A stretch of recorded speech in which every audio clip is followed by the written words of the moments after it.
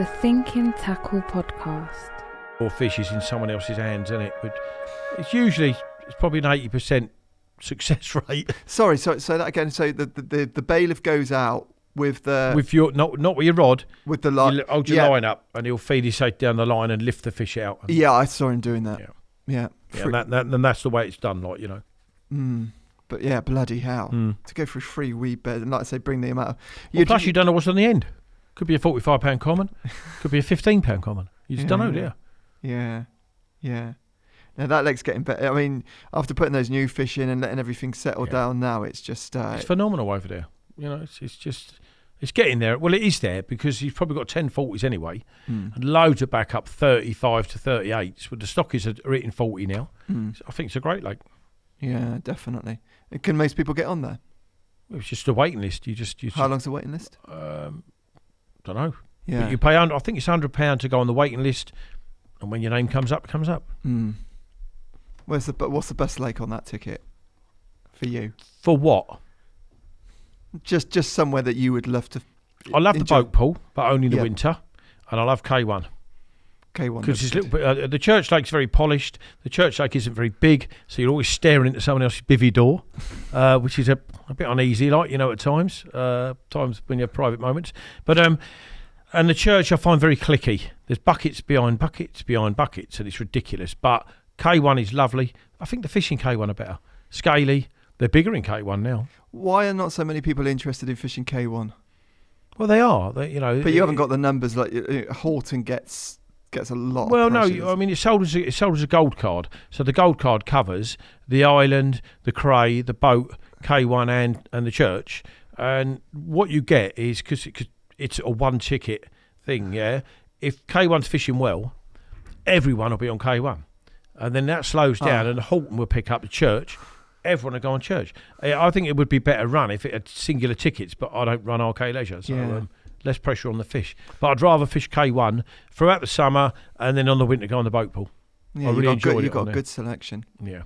Anyway, Ian Russell, we're live. Welcome to the podcast. Thank you very much. How's it going? Very good. Looking forward to this? First time I've ever been to Essex. Oh no, we're so sorry. Well, you can apologise. I'm not really an Essextonian? What's the word for being? I don't know, but no, I've been here hundreds of times. You fished here loads of times. I've seen, yeah. You name the venue, you fished basically. Most of them, yeah. Not the real modern ones that have just been dug out of a field, but over the years I've fished a lot of waters in Essex. They're very different to the waters around your way. We're used to gravel pits and stuff predominantly, aren't we? Yeah. And these places tend to be more irrigation, don't they? Yeah, I remember fishing the Manor many, many, many years ago when the amphibian was in there. And that was the second biggest in there at the time because the fish that was on the Kevin Nash advert was the biggest fish. And that had no trees around it, had hardly any reeds. It was like a hole in a potato field, really. You know, so that's what you're up against, really. No features. But then, as you say, where we come from, you've got Savay, Hairfield, Farlow, Bedford, up and down all over the place, aren't they? Yeah. I'll tell you what, when you talk there, the amount of different waters you fished, it's like, from like exclusive syndicate lakes to day ticket waters, everything. But I'm lucky. I've been with DHP for, I think, probably 27 years now with Total Carp, doing a troubleshoot to Battlecarp, to various features in the magazines. And my features, I'm everywhere. Yeah. So it's nearly all day tickets as well. So I've fished hundreds and hundreds of lakes in the UK. So, all of them, yeah. But that is all. I mean, I've learned how to fish better because of that, because you arrive at a lake you've never been to, and you can sort of work it out quicker. And also I tend to get bored on lakes like Raisbury. I try to do a bit on Kingsmead. I'll do 7 or 8 nights over a few weeks, and I want to go somewhere else. Yeah. But no, as a consequence, because, I mean, I don't know, people might not know this, but you kind of started off, and we'll talk about this more on the podcast later, but I mean, you started off fishing, high profile, kind of big fish, low stock waters, really, didn't you? Yeah. So it's kind of gone the other way a little bit, hasn't it? Yeah, well, you say big fish. I mean, when I was a youngster, they weren't as big as they're nowhere near what they are now. But for that time, they were big fish, weren't they? Well, big 20s when I was young were massive. Yeah. They're still a big fish now, although you hear a lot of people not saying that. But to me, they're still a 25-pound fish is still a good fish, very good fish. Yeah, it's putting it into perspective, isn't it? Yeah. Right, before we go any further, have you got a nice gift for us? I have. And the reason I bought this, I was around my mum's about 2 months ago. Do you want to tell the listeners? Yeah, I will. And my mum said to me, I've got one of your Heathrow Bait Services cups in my cupboard. Now, it's clean, evidence, never been used, and it's over 20 years old. But the reason I bought this in is because in the early days when Korda had about 5 staff, I used to make all their hook baits in my early Heathrow Bait Services days. So there you go. Quite fitting to bring that in. I'll leave it with the lads. Just hold that up for a second. Yeah, nice. Turn it around so we can see the art on the other side. It's nice. Can you see the carp on there? Yeah, there's a carp on one side, and on the other side it says Heathrow Bait Services. Isn't that strange? Yeah. Isn't that amazing? Yeah. Yeah, Heathrow Bait. So that's my gift because it's relevant to the lads. And, you know, walking around with you today, Bell's still here. Obviously, Spooner's here and all that. But I used to make all their hook baits like 100 years ago. So there you go, mate. No, it's great. Thank you very much for that. I don't want to see you using that. Oh, right, okay. We were going to make some coffees, Toby, weren't we? Hot I chocolate. keep losing my cup, so that would have come in very, very useful. Keep it warm and all. But nice walking around, yeah. But nice walking around the building and seeing how many people that you've obviously sort of come into contact with through your fishing career as well. It's through the fishing shows, really, isn't it? You know, it's lovely. I wish Spooner was here. Actually, he's my favourite. Shouldn't have favourites. Nice seeing Harris, Bell, as I say. Yeah, they're all great guys, and it was good. I do love the carp shows, more so when I have my own business. But when you're setting up, it's like a market. Everyone. The abuse is fantastic. The banter's brilliant, and yeah, that's where I've met most of them over the years. They're all great guys, and it's nice to see. It's obviously a great company because they're still here. Yeah, that's right. It's a long time. I say, yeah, Bell's been here for 15 years or so, hasn't he? Yeah. They actually get leads. The company give you a lead if you've been here for, 15 years? How generous. One lead. They're nice though, aren't Just they? don't crack off then. They'd be worth a bit on eBay, they would. Don't crack off. Yeah, don't crack off. Yeah, they wouldn't last very long with me.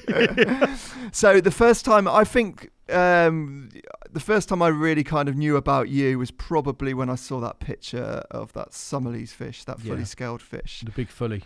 Big fully. And I mean, Summerleaze Lake, that was an that still is an awesome venue, but it was a publicity shy venue back then as well, wasn't it? Prior to us going on, I mean, that fish had been out probably 6 or 7 times over the years, same as the big 40 in there. So they hadn't hit the media trail, but we all heard about them. When I was moving on from Hairfield, I was going to say I had enough. When I'd moved on from Hairfield, I'd met Matty Grover, who's one of my best friends now, my closest friends. He'd fished Summerleaze, and he kept mentioning this, like, where are you going to go next? Is obviously we all sit huddled round a little fire in the winter, where we're going next. And he kept banging on about Summerleaze, and in the end, it was me and Steve Briggs. Right, okay, we'll have a go. And that's where it started. Was it easy to get a ticket there then? Well, yeah, it was run by the farmer.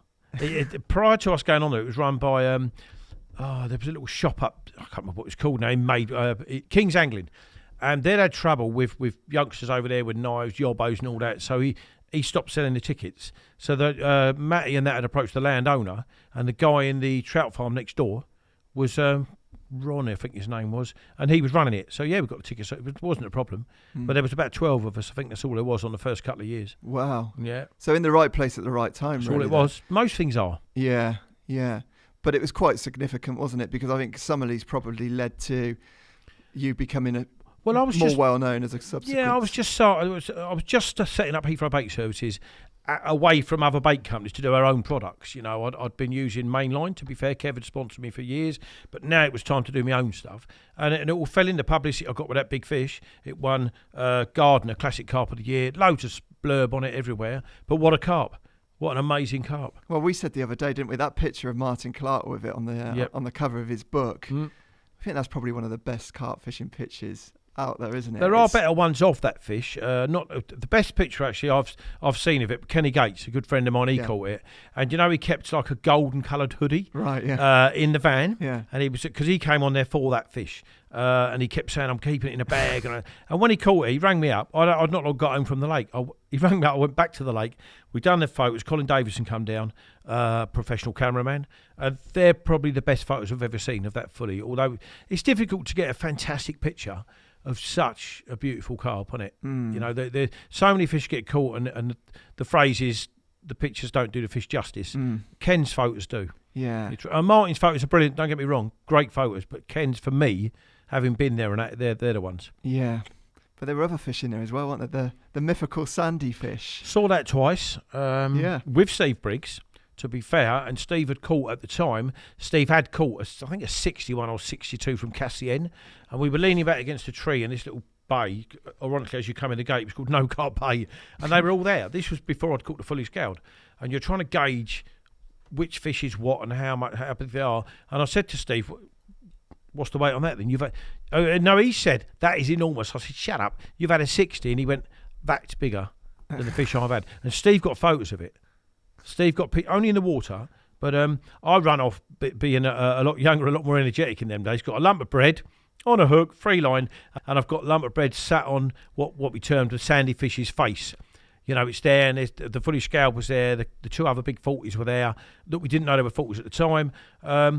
And then we heard the gate opening, which is bang opposite us. And you think, no. God, I've got like 5 minutes before there's noise, and they're going to go. Well, it was John the Wad, a good friend of mine from Hairfield, and John's never been quiet.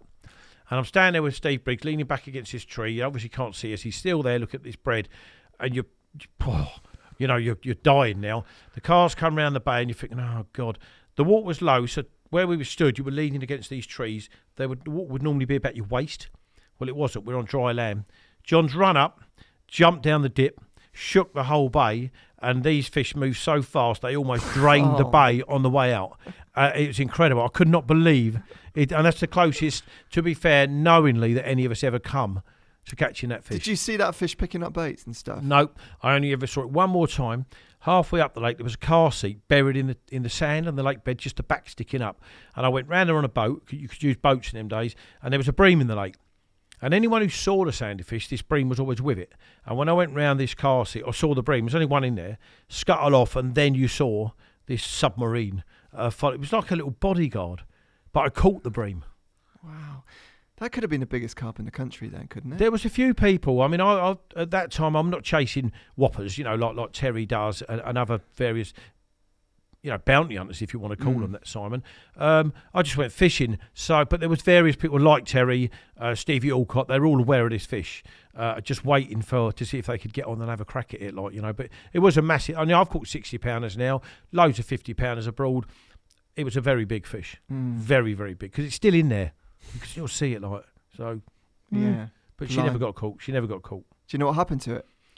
Must have wasted away. I gave a ticket up after 3 years and moved on. I'd caught all the ones I wanted to catch. I'd caught, and I doubled up on the fully scaled. I'd lost the fully scaled again, so there was no point in staying. They'd put a load of we called them the Bosnians.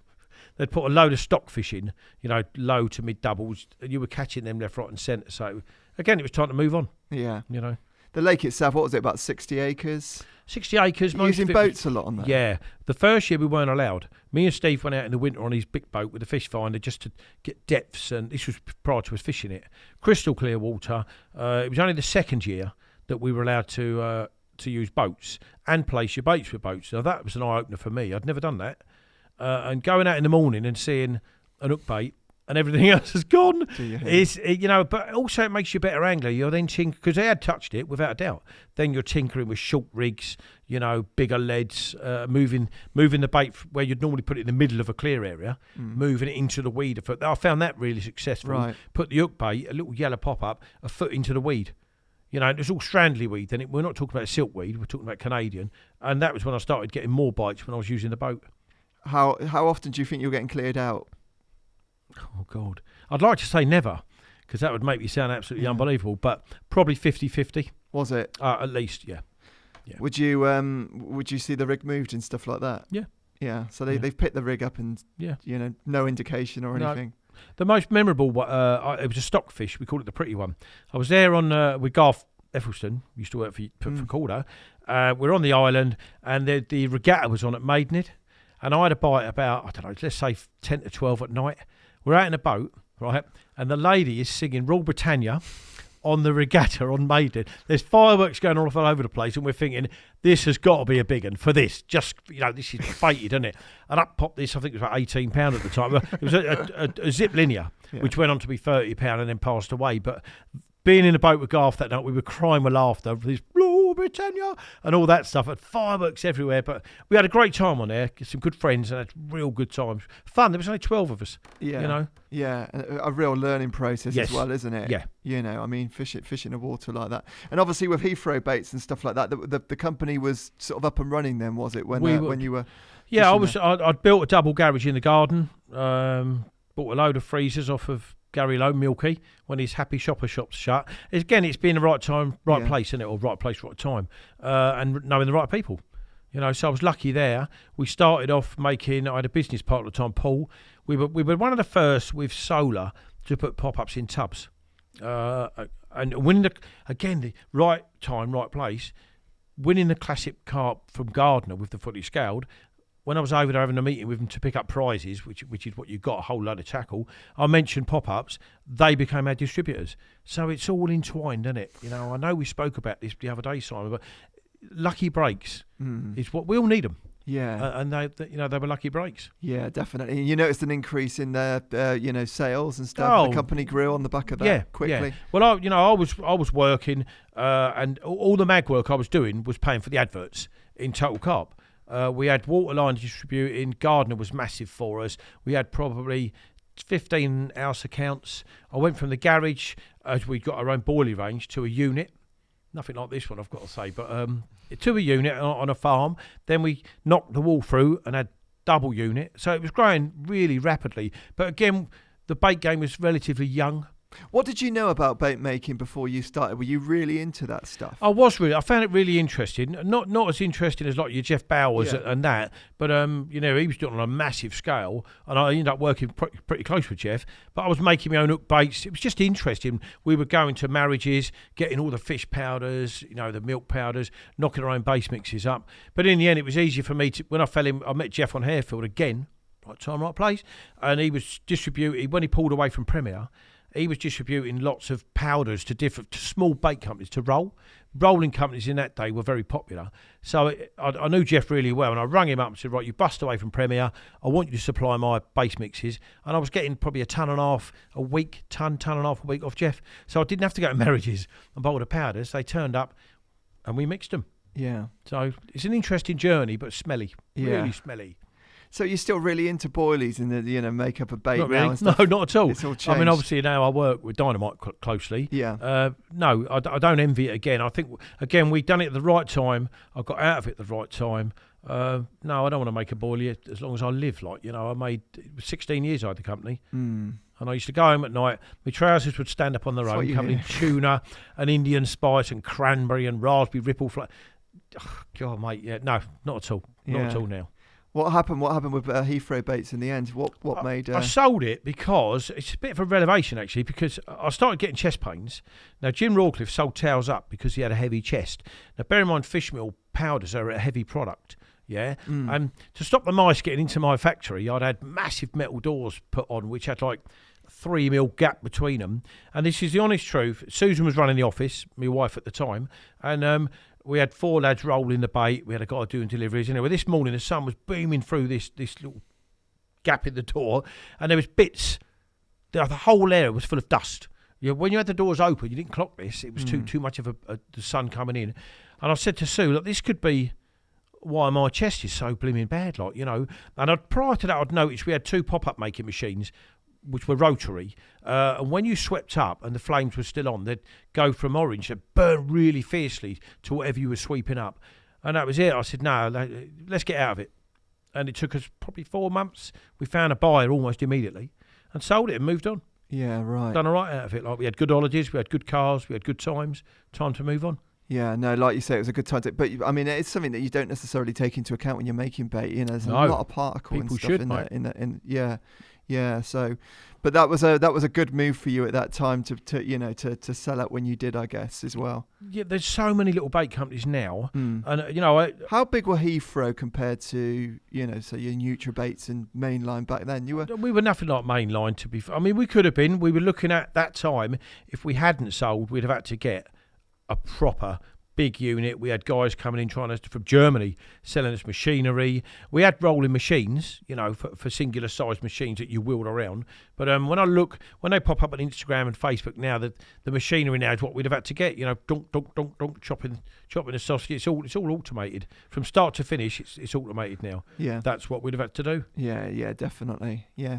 And what about mixes and stuff like that? Did you have any particular favourites in there that the Indian spice? Still now, and Woody mentioned it on the way in here, didn't he? He did. In the pop-up range, it was the stripy one, the red and white pink and white stripes raspberry ripple. That was the favourite with Indian spice and the Indian spice boilie. Red Indians, we call them. Red fish meal with like a masala smell. That's still now one of the great. If people talk about Heathrow, it's either the pink Indian spice pop-ups or the red Indian boilies. That's what he said to you, wasn't it? Straight away. Yeah. He came straight up to you and said that. Yeah. But you were saying as well, because you had the ripple effect on the bait as well, and that was a little bit. We come about that by accident. Quirky. My stepson at the time, at the end of the rolling day, would have loads of little bits of pop-up mix left, and he put them all in a bag, rolled them all together, and gunned them out. And it was like, wow, we could do something with that. It's Richworth had done, I think, Tropicana, maybe another one of stripy, yellow and brown. It was Tropicana as a boilie, but no one was really doing this beach ball effect, if you like, Simon. So we done it. We got our chocolate malt, which was a massive favourite of Adam Penning in the day, and the raspberry ripple just went mental. But it was never a designated flavour. That's what we talked about earlier. It was a bit of a crafty one, really, because if we had loads of sweet flavours in like ice creams and Scopex, maples, whatever, well, it wouldn't be maple, it's a dark one, but any light-coloured sweet flavour, if we were running low on something, we'd just make a litre up out of them all, shake them up, a little bit of sweetener in it, raspberry ripple. And no matter what you put in it, though, it always smelled the same. It came out well. The basis of it was a cream flavour. That was probably 50% of it, and that was one of our biggest sellers. Yeah. Whether it was the fleck, the twist of colour or not, and like Woody said, it was one of the best we've ever used. Loved it. Yeah, and then I told him I had a kilo bag. Yeah, you did. That I gave away. You're going to strangle me in the corridor. He might have given you a few. Mind you, he doesn't go fishing very much nowadays, but he might have given you a few quid for those. I don't know about Woody, actually. To him. No, Woody's a bit tight, isn't he? I don't know. I don't mean that, Woody. I don't mean that. But you said as well, didn't you, with baits that, I mean, those baits, they were different in appearance. And I know you like using bigger baits and stuff like that now, but all baits nowadays tend to be one type of shade, don't they? And it's everything seems to look the same nowadays. Yes. Well, if you go in a shop now, without, other than Dynamite, if you mention any bait company, it's like Woolworths used to be with pick and mix, isn't it? It's just so many colours, sizes, twisted in the colours. Flavours it's just phenomenal, mate. You get confused. I get confused going in a shop. Wow, and I get bait. You look along there. You're literally like that, and there's hundreds of tubs from hundreds of companies. Are you a big advocate of colour? That's venue related and season related. In the spring I like a yellow, pale pink, or maybe a white. As you go into the summer and you start feeding boilies, I like to have at least one rod matching the hatch. And if that's what's taking off, they're all on it. And if it isn't taking off, this spring I've done really well on. I have done really well on the pink hit and runs, the little 12 millers. And that's tailing off now. And I'm tending to use more the complex T ones now, which is a burgundy fish meal, over fish meal. So maybe I don't know. Yeah. Are you someone that just generally likes to stick to one thing once you think you've got it? Or I'm always changing. A big downside of my angling for myself is I can never sit still. I'm always, if I think I should get a bite, it's in, change, try it. Then that'll work. And you've just said, I'll swing them all on it for a week, then I don't get a bite and I'll change them all again. But it's how I run my life. Match fishing taught me how to be like this. Always take the chance.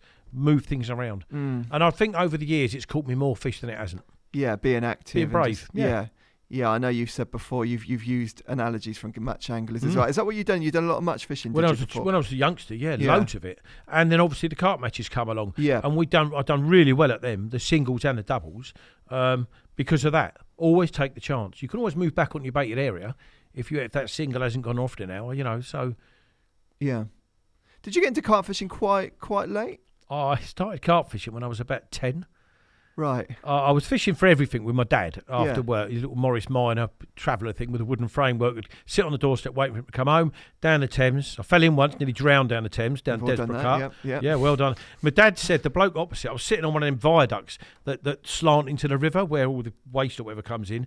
And I'd slid down it, but I had a Parker coat on. I was about 8 and I'm bobbing up and down now. And the bloke opposite on the Desborough Cut's not very wide.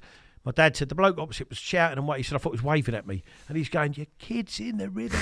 And then the hood got dragged out, like, you know. But my dad used to take me fishing lots till, and then the youngsters on the council estate would all start going together. I got bored catching roach, perch, little things is what you caught in them days. And then I went and fluked tench fishing, fluked a 19-pound carp. Whew, that was me done. Yeah. The power was incredible. Yeah, I saw you mentioned that as well about seeing them coming up on the mixes. They were, mate. And, yeah. and your first carp was a 19-pounder as well. No, I'd caught loads of 10s and 11s Yeah. at a place called the Tench Pit while fishing for tench, but that 19 That was nearly your pulled me off proper- my feet. Yeah, By design. that was it. Done. Yeah. Anto Angling Centre, here we come. Yeah, that's know? right. Yeah. I know. I thought you were actually into carp fishing a little bit later, actually. So No. the match fishing stuff and all that. When did you do that? When I discovered the Tench Pit at Poyle, that's when my match fishing ended. I'd been about 12, 13, because the Tench Pit, ironically enough, was full of carp between 5 and 11 pound, and I was catching them on free line peas, floating crust, where the lake had flooded. A lot of the grass, the margins were now grass of about a foot deep, and you'd put your floating crust in the grass, and then you'd see the carp coming in a big slurp and off. I mean, that really hooked me then, more than the roach and the perch and the tench.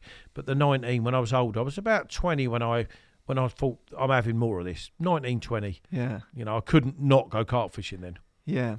And you got the best of it as well. It was a little bit quieter then, wasn't it? Well, it was quieter then. I also lived in the right area. Yeah. You know, Colne Valley. Perfect area. Did you realise the significance of where you were living then, you know, Not at all. in carp fishing No, terms? not at all. I'd fished most of the carp lakes, but for pike, you know, and eels. I fished Kingsmead for eels when I was probably 17, 18. And it wasn't until later in life that I'd earn these books there. Wasn't it? Rod Hutchinson, is it? Yeah. I was next to Rod Hutchinson one evening, and this great big guy with mousy hair, liking a drink, come up and was talking to us in this Lincolnshire accent. But it wasn't until about 5, 6 years later again that I started getting into carp fishing. I thought, that's that bloke that sat with us that night. We were fishing for eels, and I had loads of little dead baby tench that were a eel bait. That was on Kingsmead. And that was, Kingsmead Island Lake, that was. wow. That was the main man. Yeah, well, it was then, you know. And as you say, later in life, you think, wow, like God. And then you're looking up at him. But I did mention it to him later in life. Yeah. Clearly, he didn't remember me. Why would he? But the boy with the little tench, you know, fishing, catching blooming eels. But yeah, I mean, an endless amount of different tickets and stuff, places Yeah. that you could fish around there. I Yeah. mean, what sort of clubs and that did you join? Well, I fished where you are, Savay for pike. Yeah. And for perch, never for anything else. Clubs I joined was Bath Road Piscatorials, where the tench pit was. Cemex in days, which was Hall Aggregates, I think, and then Yeah. it was RMC, And then then Leisure Sport. Yeah. And I had Boyer a ticket Leisure, from yeah. I've got Boyer Leisure. They done a tiered system then, you know, bronze, silver, gold, and I booked the gold. Obviously, I never fished Hairfield on that ticket. That was a bit too much for me in them years. I fished Farlows a lot, Bedfont an awful lot, Mayfields, Thorny Pool. You know, the Leisure Sport book was how many venues? 40, 50? Yeah, crazy. So many venues. Yeah. And I'd fish with my friend Bob Coleman, and every weekend we'd pick a different venue. Burfield. I had a fish, the Burfield carp. The significance of that fish I caught in when I was about 20 got me in the BCSG years later. You know, it's mad. It's crazy how these things lead to another thing. I love fishing Burfield for the tench and the bream, ironically enough. You know, and then we saw a carp get caught. Biggest fish in there at the time was a fish called Cuttail, and it was about 36. I saw this fish, and it was just, what the hell? My PB at the time was 20. So, I started doing the carp fishing thing over there with Rich with Tutti Frutti Boilies, and I caught a 19-pounder. Again, it's still a big fish. For then, it was massive. What do you think back looking at a water like that now? Is that your sort of... If I had more time, I've got to be honest with you, I'd have a go, yeah. You know, look at it now. Well, good Lord. There's loads of 30s and 40s now. And I know everyone all speaks about the common, but there's so many backup fish that you'd catch, or you'd stand a good chance of catching. Yeah, it wouldn't faze me at all. Like, I just haven't got the time. No. It's kind of the Everest of carp fishing a bit at the moment. Well, it is. You know, when we fished it, we actually got barred from the Cunning Man one night. I fished it with a friend of mine, Andy Freeman, who was a bit of a a bit of a fighting lad when we were younger, and we were in the cunning. We was on Hairfield, reeled in, cunning man. It was safe then. Well, it might be now, but it was safe then. And at 5 to 11, they rung the bell, and the barman was still serving the locals. I mean, doing 2 and 3 pints. So Andy, as soon as Andy walked round the bar, I thought, oh God, we're going to get barred, because he used to hit everybody, and he hit the barman because he wouldn't serve us. So he hit the barman. We were barred, and I mean, there's a lovely cafe there and all there, right next to that. But yeah, we got barred. So that was us. That was the end of our Hairfield fishing for tension. And then we'll go somewhere else now. But he was always doing it. But literally, he was that type of guy. As you walk around, and you're thinking, oh God, no, here we go. 2 minutes later, get out. Ta-da, that was it. Hairfield done. That's it. Hairfield done. Yeah. Oh, maybe one day. So when we were talking the other day, actually, I mean, you were talking about life as, you know, an angling consultant, sponsored angler, and it sounds tough, really, doesn't it? Because you're on contracts and stuff like that as well, aren't you? So, very much so. So no one's employing you, are they, and saying, right, you've got a job here for life. I mean, what is that like? Well, you have to achieve, don't you?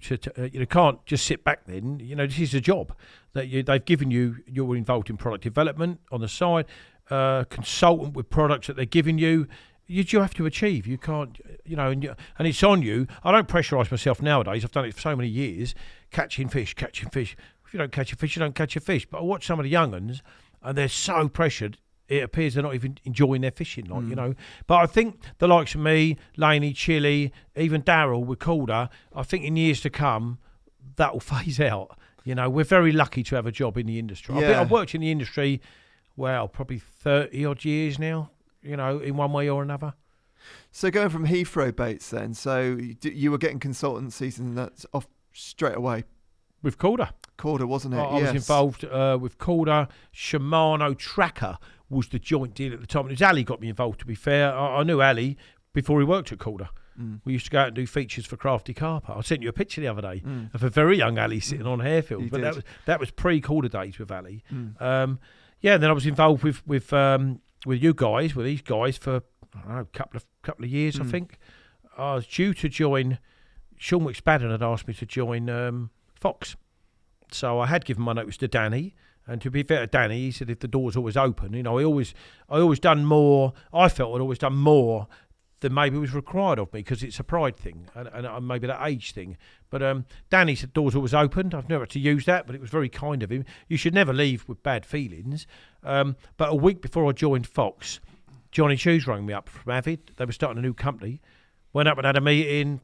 Carved a deal out, which at the sounds a bit nasty, but at the time was better than the Fox deal financially for my family. So I joined Avid. You know, 10 years with them. Yeah, right from the start. And you know, they built up into a big player in carp fishing now as well. Yeah, pressing innovations, but then that come to an end. I fancied a change, and I knew Dynamite was an option with Carp Spirit, and I'm really happy there now. I've been there a year now. Yeah. Really happy, like, you know. So what does your sort of day-to-day work entail? What do you need to be doing as a... Well, I go fishing. Most of it. Do they tell you where to go fishing? Or Nope. I mean, with all of them, you do a designated amount of days up at the unit. That was the same with Avid. It was the same with Korda. You'd meet up like on the lake, usually with Tracker. So you have got designated jobs to do, attending meetings, video shoot, or should we call them DVDs now, or YouTube stuff, open days, show. So it's quite busy. And when they're not requiring me, I'm out fishing anyway. And you're always working. It's 24/7. If I catch a fish, Instagram, Facebook, write a story about it. So you're never off. You know, if you're out there doing it, if I'm not catching fish, I'm photographing products, Instagram, Facebook. So you're never off. You're always doing it. And I love doing this. And I love being involved more than anything. You know, I like to prove my worth, if you like. But you do offer something extra, don't you? I mean, that group of anglers that you just talked about, I mean, as well as being able to catch a lot of fish, I mean, it's being able to, you know, be a respected face for the company. Yeah. And be able to present and do these. I mean, that's important. I mean, I remember all the stuff with you on, you know, thinking tackles and stuff. I mean, you always come across very, very well. Yeah. You know, on the TV as well. Is that something that you've kind of had to learn to do, or you could do naturally? You're stalking me. You have been stalking. We can't avoid you, can we? Really? Do you know? I love the thinking tackle. I've done two. I love the Frimley one. The Frimley one, I've done one. Oh, it wasn't Layer Pits. It was another lake up in Colchester somewhere. With Valley, we've done that one Valley. and obviously it was There was mainly... there was one in winter time where you were fishing summer. That was a finking tackle, wasn't it? No, I'd done one with Valley when it was really hot.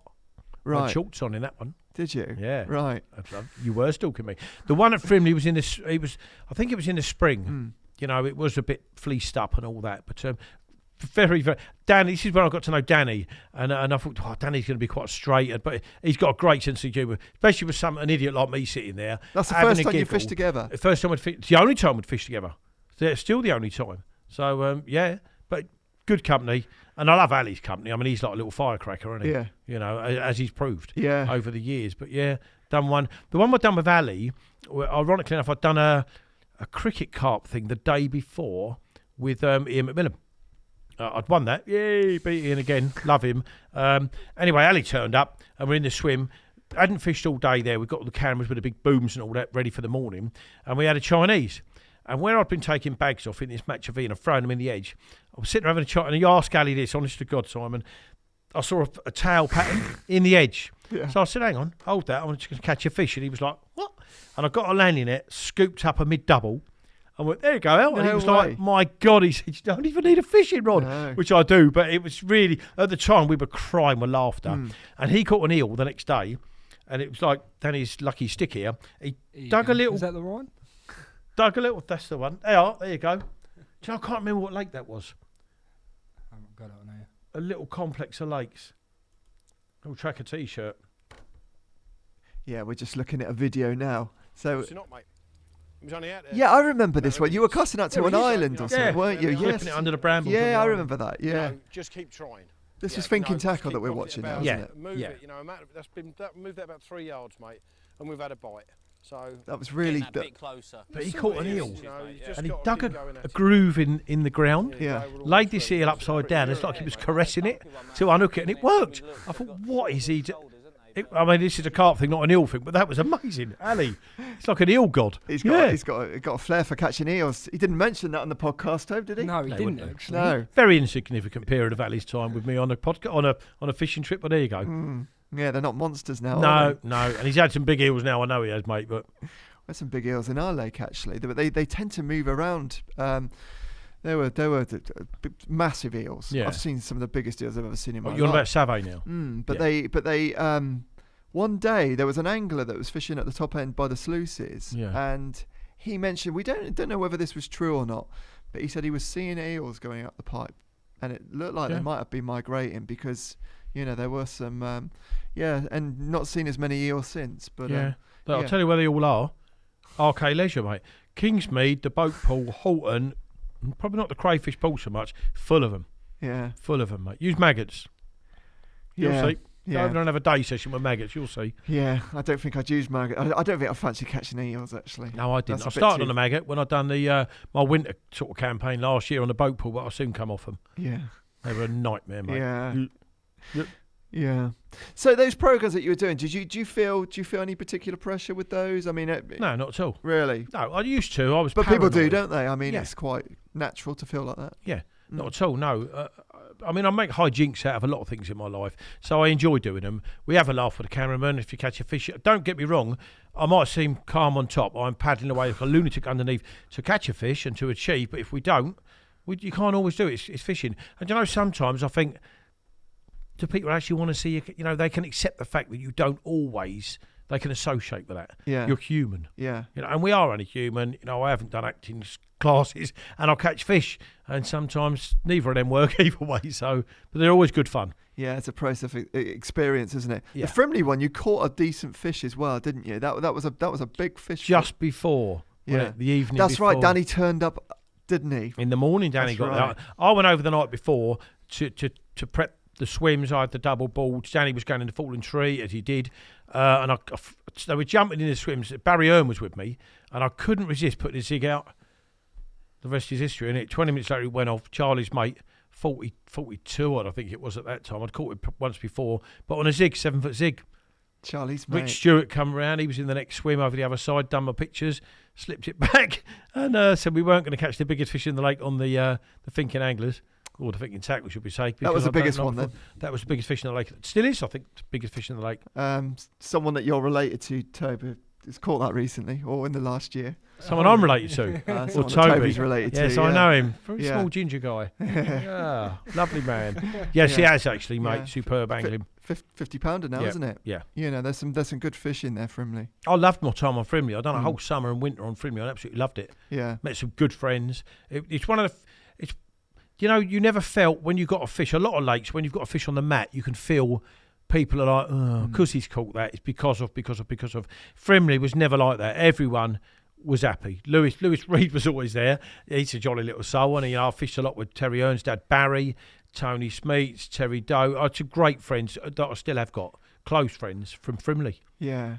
Yeah, it's a great area, that is, isn't Wow, it? yeah. Commons, isn't it? Yeah, I mean, it's unique as well. They're old fish in there now as well, aren't they? But the lake is fairly similar to how it was, 10, 15, 20 years ago. Yeah. It's still doing mega lake. those big old fish. And nice sort of private, it's a nice, quiet You're off the beaten syndicate. track, aren't you? Yeah. You're off the beaten track. So. Yeah. I walked around there one morning. They've got the boards going round behind Fox Point, and you can't go off the boards because it's got swampy or them days. And I met a full-grown stag standing on the boards in front of me. Now, what do you do there? They've got a 6-foot-tall deer with antlers poking it everywhere. What did you do We there? just well, I won't tell you what I nearly did. Emptied everything, but I just stood. And after about a minute, he stood off into the swamp, went off into the trees. But you're like, wow, what an episode anyway. But Yeah. he was angry. Yeah, no, definitely. Who knows? I wouldn't be sitting here now, would I? No, you'd be in a bit of trouble Would there. have been quite wouldn't you? painful, mate. Yeah.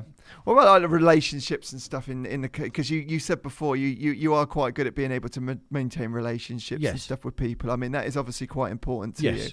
you. So you never try to sort of burn bridges with people. And Why would you? We can't always get on. There are profiled anglers, a couple that I can think of, but that I don't get on with. But 98% of people you meet, why wouldn't you get on? I've always been very outspoken, and I tend to think the one you fall out with, or the couple I fell out with over the years, they don't like you speaking your mind to them, and they hold a grudge. But yeah, and most of the people, why wouldn't you get? You're all in the same game, aren't you? Doesn't matter what T-shirt you wear. Well, it's a hard position to be in as well because you're in such a public sort of arena as well, Yeah. isn't it? That if someone, we were doing something like this. I mean, we're not here to sort of slander anybody. No.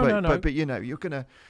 Anyone that's got a little bit about them will just, speak their mind. Yeah. But it's difficult, isn't it, in this industry because you don't know where your next meal's coming from. Well, everybody potentially, knows do you? everyone, don't they? You know, and also now with social media, Yeah. if I put a foot wrong, it's on Instagram within 10 minutes, isn't it? So, but I've always got on with people.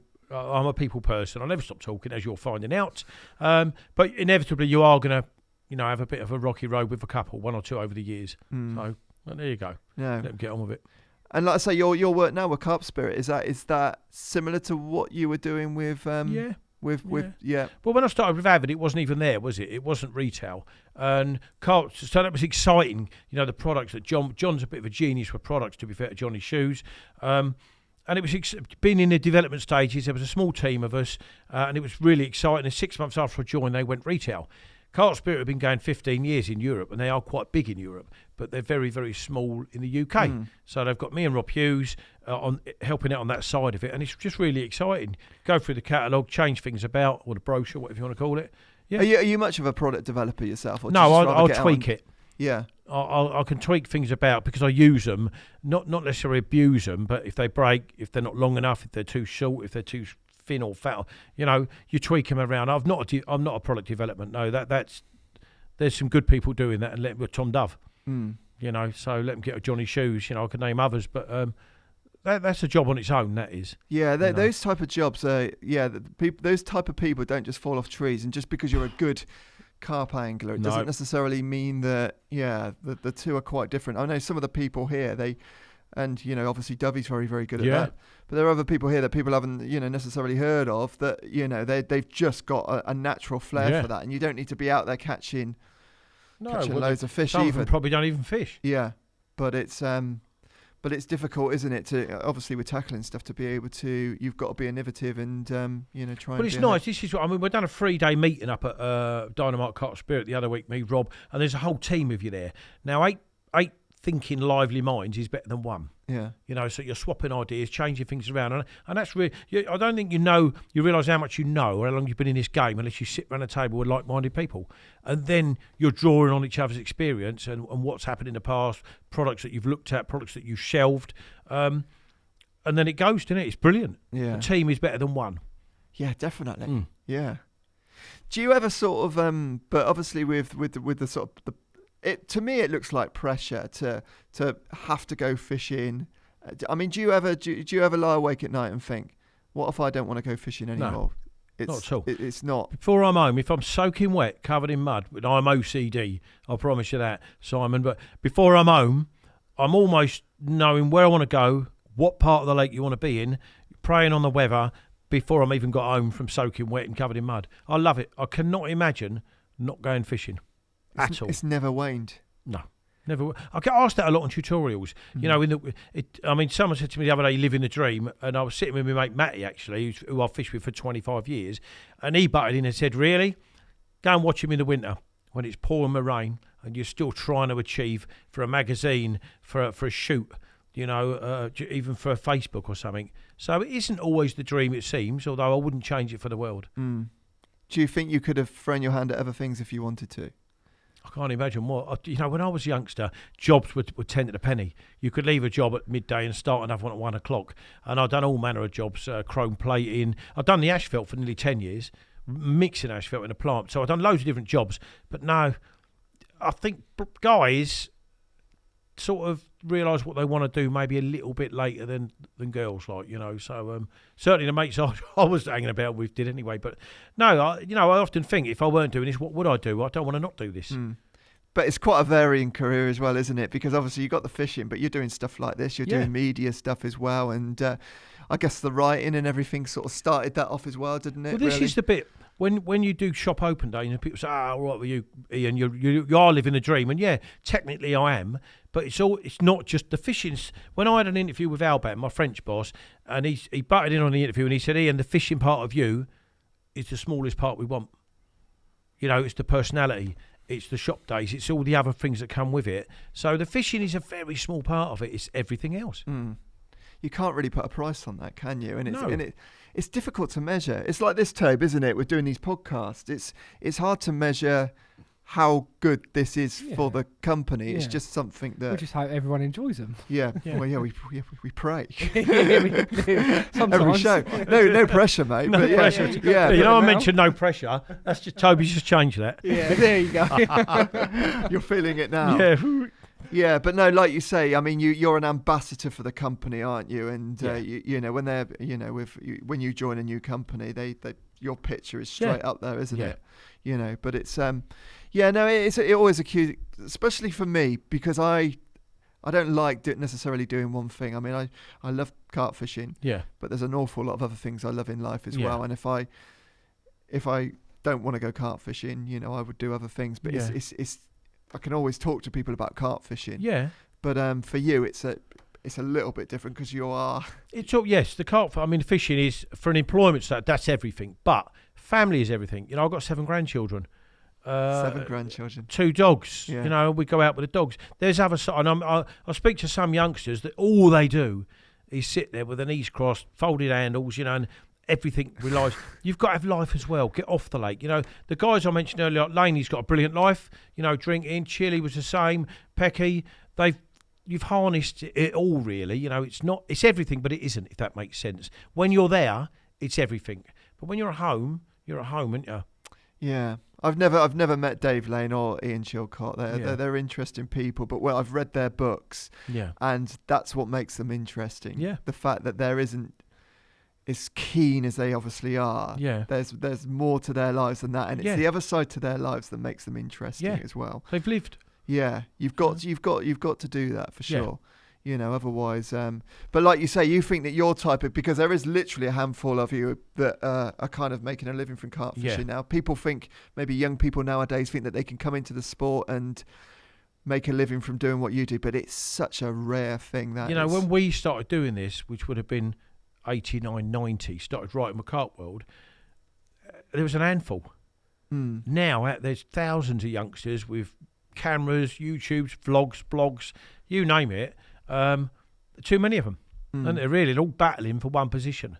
We were, again, I know we said it earlier, and sometimes you're in the right place at the right time.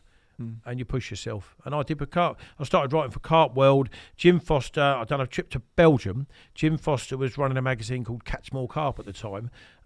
Jim asked me to, I knew Jim, and he asked me to write a feature about this Belgium trip. And I've been with, which turned into Total Carp, and I've been with him ever since. Yeah. You know? Yeah, you had to be able to write though as well, didn't you? Well, I can write, and I don't have to write so much these days. I'm not going to do a book. There's so many books out there. I find it quite boring.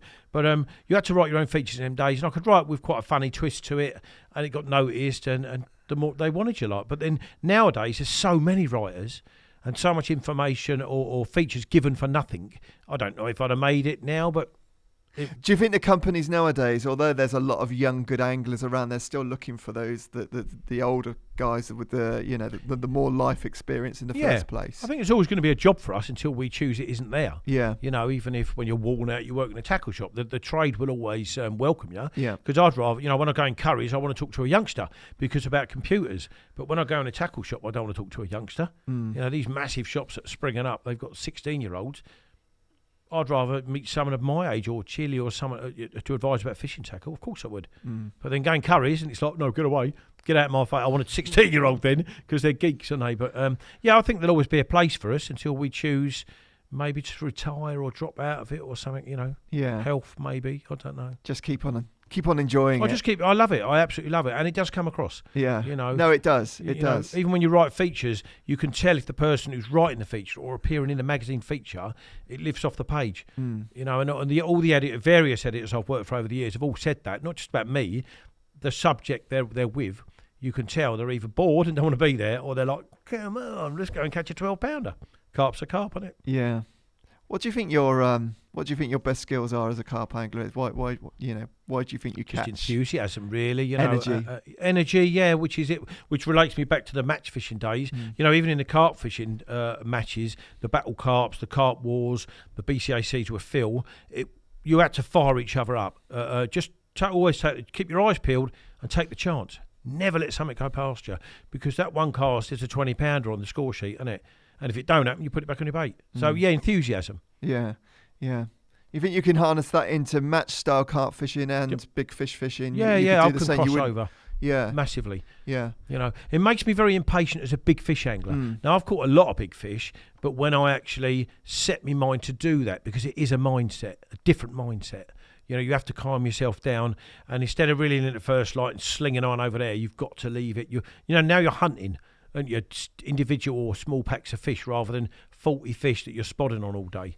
So it's a massively different mindset. And I'm lucky, and again, it's the match fishing, I think, put this into me, take the chance, and swap over. A lot of big fish anglers can't do, if you like, the brasenose fishing, or the farlows fishing, or these big hit fish like clattercot fishing, where I went the other day with Rob Hughes. Great day. We had 25 fish in a few hours. A lot of big fish anglers can't adjust to that, but a lot of match anglers can adjust and bring their skill set, if you like, into the big fish world. Do you think you've got a specific unique kind of way of looking at fishing, and is that why you it looks fairly straightforward the way you fish. It looks like a lot of common sense sort of stuff, but I fish very basically. Just go for it. Yeah, and just put everything into it, and I say, not sit around and wait too long if something's not happening. I get bored. I'm hyperactive by nature, so I get bored, and it really takes a lot for me. When I fished the North Lake at Yates the other year for them big commons, it took sort of 6 months to sort of prep myself mentally to go and have a go and accept you might not get a bite. I'd done all right as it happens, and then they all died. That was lovely, wasn't it? Yeah. I think they killed themselves because they knew I was going to get them. But no, it takes a certain mindset, and I had to wind myself down. My friend Keith was fishing at the same time, and I fish a lot with Keith abroad and at home, and I drive him mad. I sling it out there, and I say, I'll leave that till the morning. 20 minutes later, I'm doing it again. And when I bought a North Lake ticket with him, he went, oh no. He said, you've got to, he'd already fished the car park for a year. He said, you've got to change. There's less fish, but I've done all right. Caught one of the big ones when I was on there, so I've done all right, mate. So then the fishing on the North Lake, did do you detach yourself from the previous history of that lake when you're fishing there now, or is it still? Well, I've done a little that bit the on draw then, still? not in the Basil Day, for Macmillan do a big charity Yeah. thing every year, and I fished a couple of them, and I fished the North Lake, and ironically enough, I was in the Christmas tree swim where I caught the big snubnose at 46 odd when I fished it the other year, and it's like, wow, all them years ago, I caught bream after bream after bream when I went on there in a charity thing, and you're back in there something like 15, maybe 18 years later, and you've caught this whacking great fish. But yeah, you do detach yourself. Different fish, more fish. I mean, how many was in there in them days? About 8 fish, wasn't there? Handful of fish, weren't there? Basil and Jumbo and a few of the others. 5, weren't there? Was it? No, Jumbo was in the pads. No, But sorry. The there snake. was wasn't Basil, it? the snake. You know, there was 2 or 3 common. There was literally like 5. I think it was 8, something Was like it? that. Anyway, Yeah, you know, yeah. Terry would let you, but there wasn't many, No. and now there's probably 100. Yeah. You know, there's the telling. Is the atmosphere still there? It was yeah, all the guys on there. I mean, I only done 7 nights, had 7 fish, and then when I was in France, learnt that Murray, the big fish, had died. Then I think it was called the brown fish was next. That was then a 47 common, and then 2 weeks later the snubnose, which I'd caught at 46 odd, that went as well. So I never went back, like, you know, because you had joined ultimately. But you know, the What a snub shame. and Murray used to come out very close together, and I caught the snubnose at 10 o'clock at night. First light, had another bite. Never saw the fish for 20 minutes, and the hook snapped. So who knows? Hook snap. Short of digging Murray up and pulling his lips apart for a half a hook, you're never going to know. But I never saw the fish. It just up and down and up and down. But who knows? What could have been? Is it busy on there still? Or was it busy then? It was quite busy. You know, I've got a car park ticket next year, so I'm going to have a little go on there as well. Now, that's historically a lot harder, certainly nowadays, than the North, because the North's got quite a few fish in it. But it was fairly busy. There was a couple of other names on there, friends of mine, like, you know, and we were all dancing around each other. But done all right. Done all right for the time I was on there. I never walked around there. Beautiful place. It is, isn't it? And Martin owns it now, and it is a beautiful place. It's Well, nurtured it's now. you know, I say it is. I haven't actually walked around there, but the area's nice. It's leafy and it's very, very carpy, isn't it? It's the Colne Valley. Yeah. You know, you go in the gate and you can feel it. There's not many venues I've visited over the years that you go in and they almost captivate you. And it sounds a bit mystical, but some of them do. You know, Foxpool, when I started fishing there, you went in the gate with Milky and it was like, wow. And little Garth was on there. There was 2 or 3 of us on there. It was so nice. When you got in that gate, you were inside the gate. That was it. Shut the gate, we're here now. You know, leave that out there. But that was quite mystical as well, Foxpool. Oh, without a doubt. Loved it. Did you know much about Foxpool with the Horton fishing before, or was it? I fished Foxpool once when it was Foxpool, if you like. Yeah, I'd done a night and then went over the pub. I can't remember the name of the pub now. I knocked it down. There's houses, but I never went back. It wasn't me in them days. I mean, Johnny Allen was on there, Rob Malin, all them people. I'm thinking, wow, you know, I'm not going to fit in with these because they are it.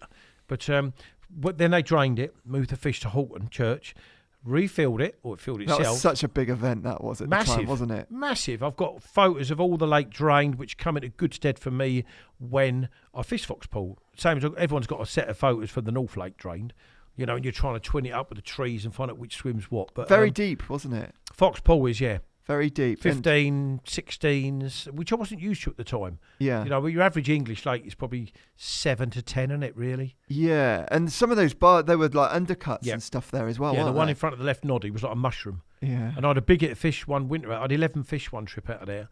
And if you landed wrong, if you landed on it, I was fishing down the side of it, a rod each side of it. And probably about Garth was there as well, and about 12 foot of water. But if you landed on it, you could feel your lead go... You could feel it. Pop, and fall down the side of it, yeah. Which is lovely, and you know, you're working it out. But I really enjoyed Foxpool. I don't know what's going on there nowadays. Privately owned again. We fished it. The syndicate at the time paid for the fish when I joined, and they were like mid-doubles to 20s.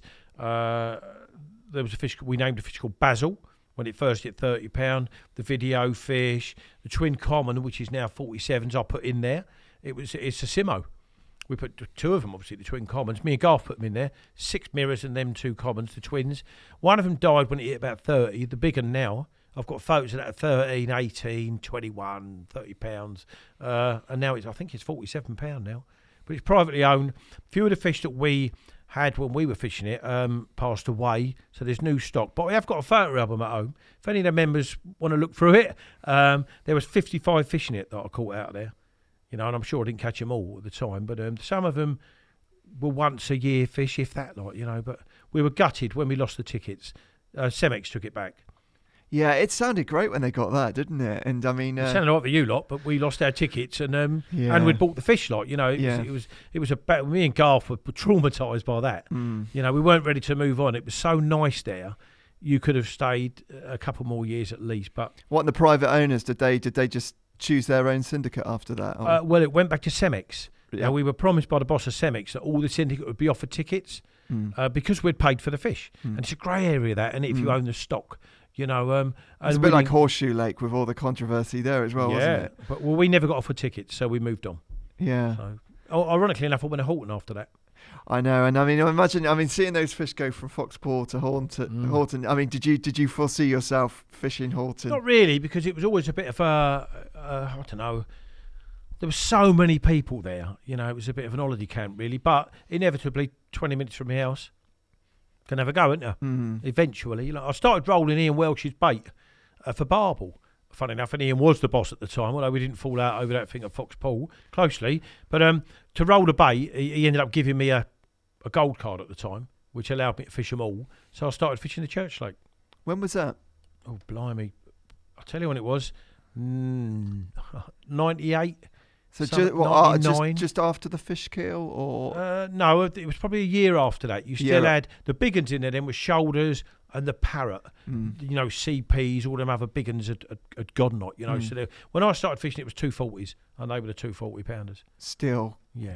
Shoulders. And the parrot. I mean, they were iconic carp, weren't they? The only time I saw shoulders on the bank is when I had it.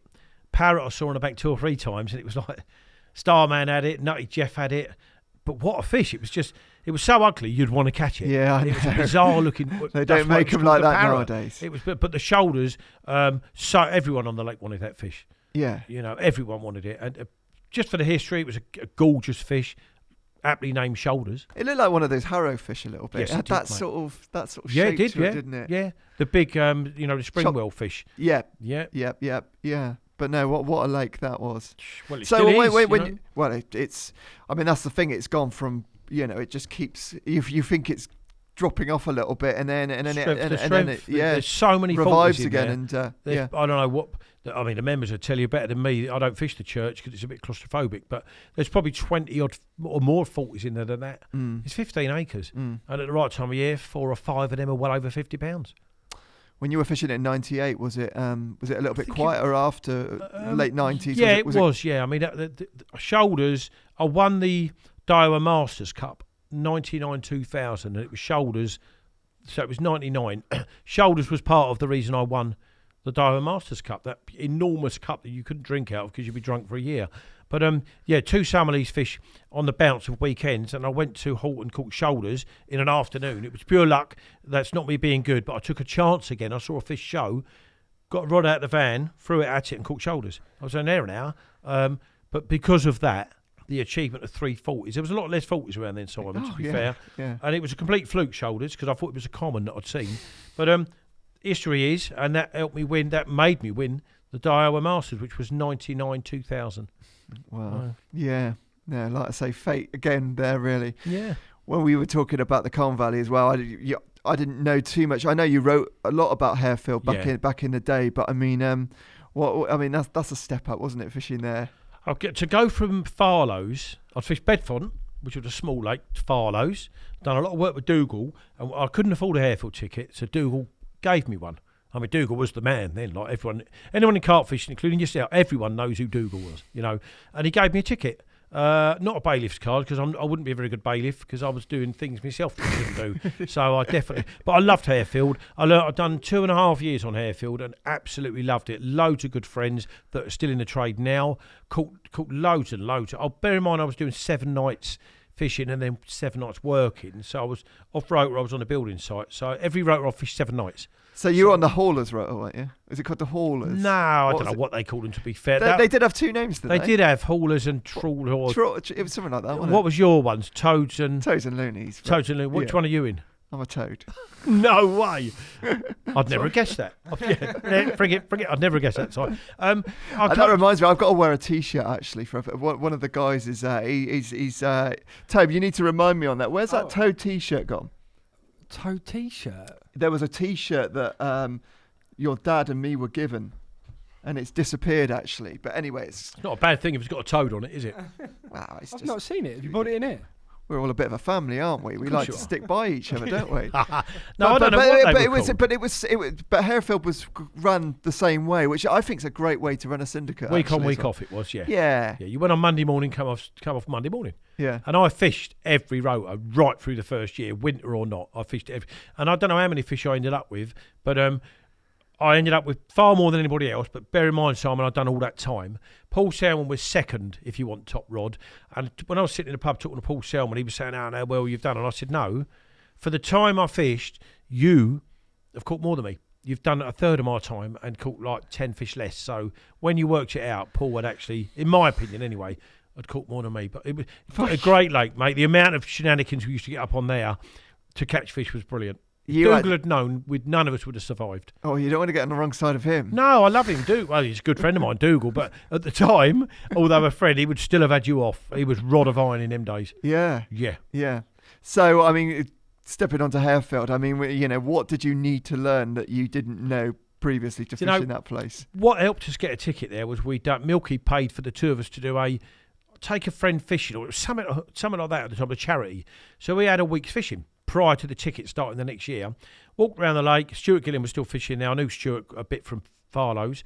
And I went in a swim called Little Boards. Milky went in Long Boards. Now I had 2 1/4, £15 big game.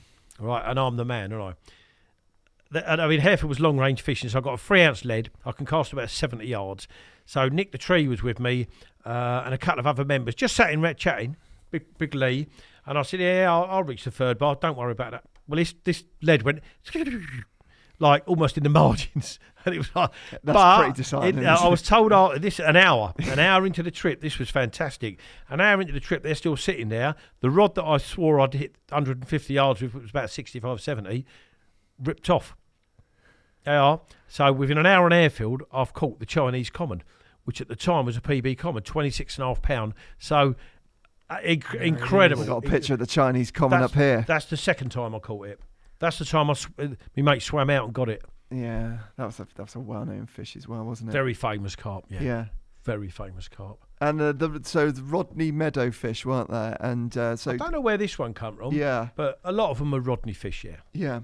They were a bit mismatched around, weren't they? All different ones, weren't there? But you had that nice fully scaled in there as well, didn't you, at that time? Yeah, that passed away the year we joined. I caught a fully scaled, which was £27, and when I was playing that, I thought, got him, because it looked like a barbel anyway. Even the second in command fully scaled, but £24 it was. But obviously, when it came near the net, you realised. But 30 yards out from the high bank, you thought, "Oh my God, I've got it." We didn't know it had passed away, but fantastic. That second time I caught the Chinese common was off the point. And I had to pull off the lake at lunchtime to go and sort something out, and I had a bite. I was fishing over the back of a thing called the stick bar. From where I was, you shouldn't have been, but I cast long, pulled the lead up onto the bar with a little tiny amnesia hook link about 8 inches long, like a mini zig, for a yellow pop-up, and it went off. But it ran down the bar, behind and right, and got snagged. With John the Waddo I'm fishing with, who I mentioned earlier, we got a lilo as an unhooking mat between us. T-shirt, underpants, he's off to get this fish. This is one of them things that Dougal would have killed us for. Anyway, he's got to where my line's trapped. He's unhooked the line. Now he's walking down, picking weed off my line, and he picked this fish up, that one there. He picked it up and went, no, about 70 yards out, and he went, "It's right, he's Chinese." He put it back in the water instead of. I thought I'd put it on the line. No, just swim back with it. We don't want to fight. Oh my God, you had to bet. There was about 4 anglers there, and it was like, oh my God, like DEFCON 5. But 28 odd, that was a new PB common for me at the time. But yeah, some of the stuff we got up to, it'd have killed us. Dougal would have killed us. Yeah. So like that example. Yeah. Yeah, but you had to be a bit creative, I guess, to fish it. Yeah. And like you say, a real long-range water as well, wasn't it? I learned looking at the gear. I remember Rob Malin's book when, what was that, his third book? I think it was Basil's Bush, wasn't it? When he was talking about the kit that they were using. And at the time, it was like, but I mean, compared to now, it's still... Well having done that fish with a friend thingy, the charity thing, By the time I got on there the next spring when the ticket come round, I'd PM 4000s, I had Extreme Pursuit, which were Rob Mailing rods. I heard you exchanged those. I didn't did. you, I with swapped them with Milky for Yeah. some. No, actually, I had Amorphous and I swapped them. I didn't like the Amorphous. I swapped. Milky wanted them, and he had the Extreme Pursuits, and I swapped them in the closed season. So by the time we went on there, we were kitted out. £6 Daiwa sensor. £6. Yep, £25 marine green leader, but a real long one, and you'd have your rods high. Yeah. So your line was over the bars because they were very shallow. A 4 ounce. This was when Danny first started doing leads. 4 ounce Korda lead running up the line with a bead, and like a 7-8 inch amnesia hook link with a 12mm pop up. Everything was gauged around. How far could you cast with that? I was probably doing about 140s in them days to the middle of the lake, which is a long. I don't even know if I cast that now, but the gear we had, it was really bulky and heavy compared to nowadays. But we caught the fish, and I know what I had that first year. I had 22 carp and I lost 2, and the 2 I lost were hook pulls. I never lost one fish to a cut off. Mainly at range, were they? Yeah. Yeah. When it was in the middle of the big area of the lake, the main body, I was on £6. When I moved up to the point of the whale bar, I had £15 big game on, which was like when I said about John swimming out. That it was £15 big game. So going around the rock wasn't a problem, other than the line was snagged, Yeah, which is going to happen on a pit like that, isn't it? Well, most of the swims, Simon, had a cut-off log in them and like a 45-gallon drum, or some of the worst swims for bars. So when you got a bite, I had a KJB pod at three rods like that, and the bite would be that. The tips go beep, beep, optonics. You pick the rod up, let the line go, stood on the log, stood on the barrel, and then slowed it down so you're bringing it up. I never lost one to a cut-off. Never lost one. But my last year, there was always stories. I mean, I remember Bamba saying he hooked a catfish, Paul Selman hooked something that just beat him to death. My last year in the barrel swim, which is on the road bank, I hooked a fish there that I played for 45 minutes. And then my line went. And no carp in that lake was going to do that. And I was full with Extreme Pursuits, tight clutch, standing on a barrel. Colin was with me, Colin Nash. There was half a dozen there. It was into darkness, but 45 minutes I pulled that fish, and I never made any marks on that fish at all. I never made anything, mate. No. Wow. And in the end, the line went over one of the bars around the Dougal's Mound was halfway up the road bank, and an exposed gravel lump about the size of a bivvy, and it went round it, and it's so far out you can't get your line over it, and it done it. That had to be this elusive, mysterious catfish. Even if you foul hooked a carp, 45 minutes at full pressure brings them to the surface. You're going to see it at least. I never made any difference to this fish whatsoever. So what were you really fishing for at the time there, Hairfield? What were the main prizes when then? I joined, excuse me, when I joined, small pecks was the big fish, 36s. You had humpy, starburst, willow common. It was about 630s. Might be wrong, but about no more than 6 or 7 30s. I caught Humpy twice. I caught the starburst. Ironically enough, second time I caught Humpy, I was with Nick the Tree on the road bank in the winter, and Nick really wanted Humpy. It was like a shoulders lookalike. And Nick had literally, the words had just left his mouth. He said, No, he said he's going to catch Humpy in half hour. And I said, tell you what, when I had it in the summer, there's shadows all over the fish. If you catch it, Nick, can I have a photo with it? So that I've got a good picture. He went, like you mess around on the lake, Simon. He went, of course you can, mate. Don't worry about that. As my left-hand rod dropped back, no way. Humpy, £33. Oh, God, he didn't speak to me for about 2 days, Nick. And he was a good friend. He still is. But honest to God, he walked off when I netted it. He just couldn't believe it. I couldn't believe it. No. Sometimes so as we were talking about that fish, it was going like that. It literally was. It was, yeah. So, could hear. But the crowd on there were brilliant. As I say, a lot of them are still friends. Did you get into the horse and barge stuff or It looks like it by the expression on your... All right. Less said the better. Oh, yeah, really? we were in there quite a lot. We want to hear this stuff, Toby. This is the good stuff. This is the good stuff, Yeah, we spent a lot of time on the horse and barge. I'd fish seriously Monday, Tuesday, Wednesday, Thursday. Friday night was horse and barge night because the weekenders turned up. And Saturday night you was in there again. I'd also fish Sunday night because the lake was empty, which is why I used to do my Lilo stuff, and go Monday morning. So the horse and barge was a massive... The Colne Valley, even your lads... we knew them from in the horse and barge. Yeah. All of them. Whichever rotor was on the same as us was in the pub on a Friday night. But it was buzzing then. There was millions of females, millions of anglers. Women everywhere. And I never saw any trouble in there. And it was like a nightclub, wasn't it? It was, yeah. Well, the back room there was all disco-y, wasn't it? And if you wanted quiet with all the anglers, as you went in, it was on the right-hand side, wasn't it? But I mean, we never saw any trouble in there in all the years we were there. And I put that down to Dougal being being on guard Minder. every night, bouncer basically. But great times, mate. Great pub, lots of stories. Essex John, Essex Alan. One morning I woke up on the whale bar, just looking up at the sky, like, oh my God, no rods out. Where my rods would have been, I'd have actually been under my lines. I was so drunk, I didn't even know I was out there. Go on, you must have one story for us. one podcast friendly story. No, it did involve females. But some involve females, but there you go. Well, that's I mean, but I mean that was like, carp fishing back then. I mean, the best anglers in the country, the most well-known anglers in the country, that's what they were doing. So anybody that was carp fishing was a drunkard. You kind of, I mean, I'm not saying that they necessarily all did it, but a lot of them were doing that, weren't they? There was a massive social circle you had Pit 3, Pit 4, the cons, loads of anglers in that part. It was probably more anglers at some stage than there was other punters. And it was brilliant. This is where you learn, you got to know the people, you got your next tickets coming on. Yeah. I remember when they had trouble with the fish on Hairfield, the year I was leaving, and I remember Albert Romp being in the pub, and with Essex Alan, the smaller one of the two, the nuttier one, and Rompy was talking about Hairfield, and I said, oh, it's all right, don't worry, I've just got a Savay ticket, and he was like, I said, yeah. I said, don't worry about that, because he was saying, make sure you burn your nets and burn your unhooking out. Don't worry about that, Albert. I'll be over there next week. Got my Savay ticket. High jinks, but his face. And Albert's the worst one for tricks, as you will know. He was horrified, mate. Me and Milky, yeah, see you next week. Don't worry about that, bud. Because it never was. But we wound him up. I remember that story. Was it Essex John? What book was that in where they decided that they were going to go down to the coast?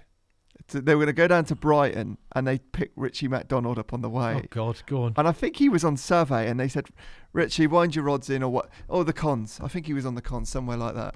And they said, wind your rods in. We're going to take you off the lake for a few hours. Yeah. And there was a rule on there, wasn't there, that you could only be gone for like a few hours. It was not, I think it's 90 minutes, something like that. Anyway, yeah.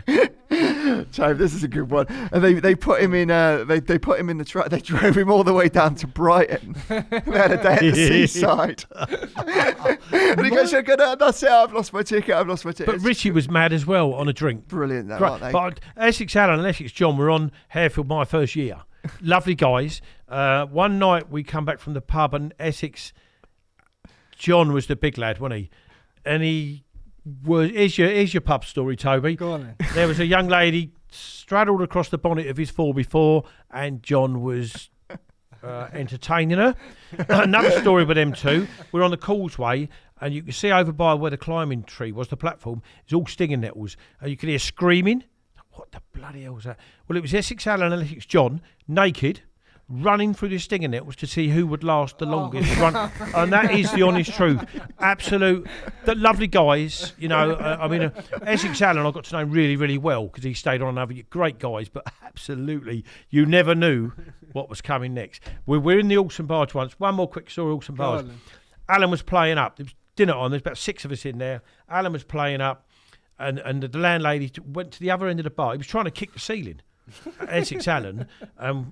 Anyway, the landlady, I'm watching her down the bar, and she's got these two like doormen, bouncers, and she's pointing out, and they've come strutting round. Honest to God, they come right round, and when they saw it was Essex Alan, they went, "We're not on till tonight."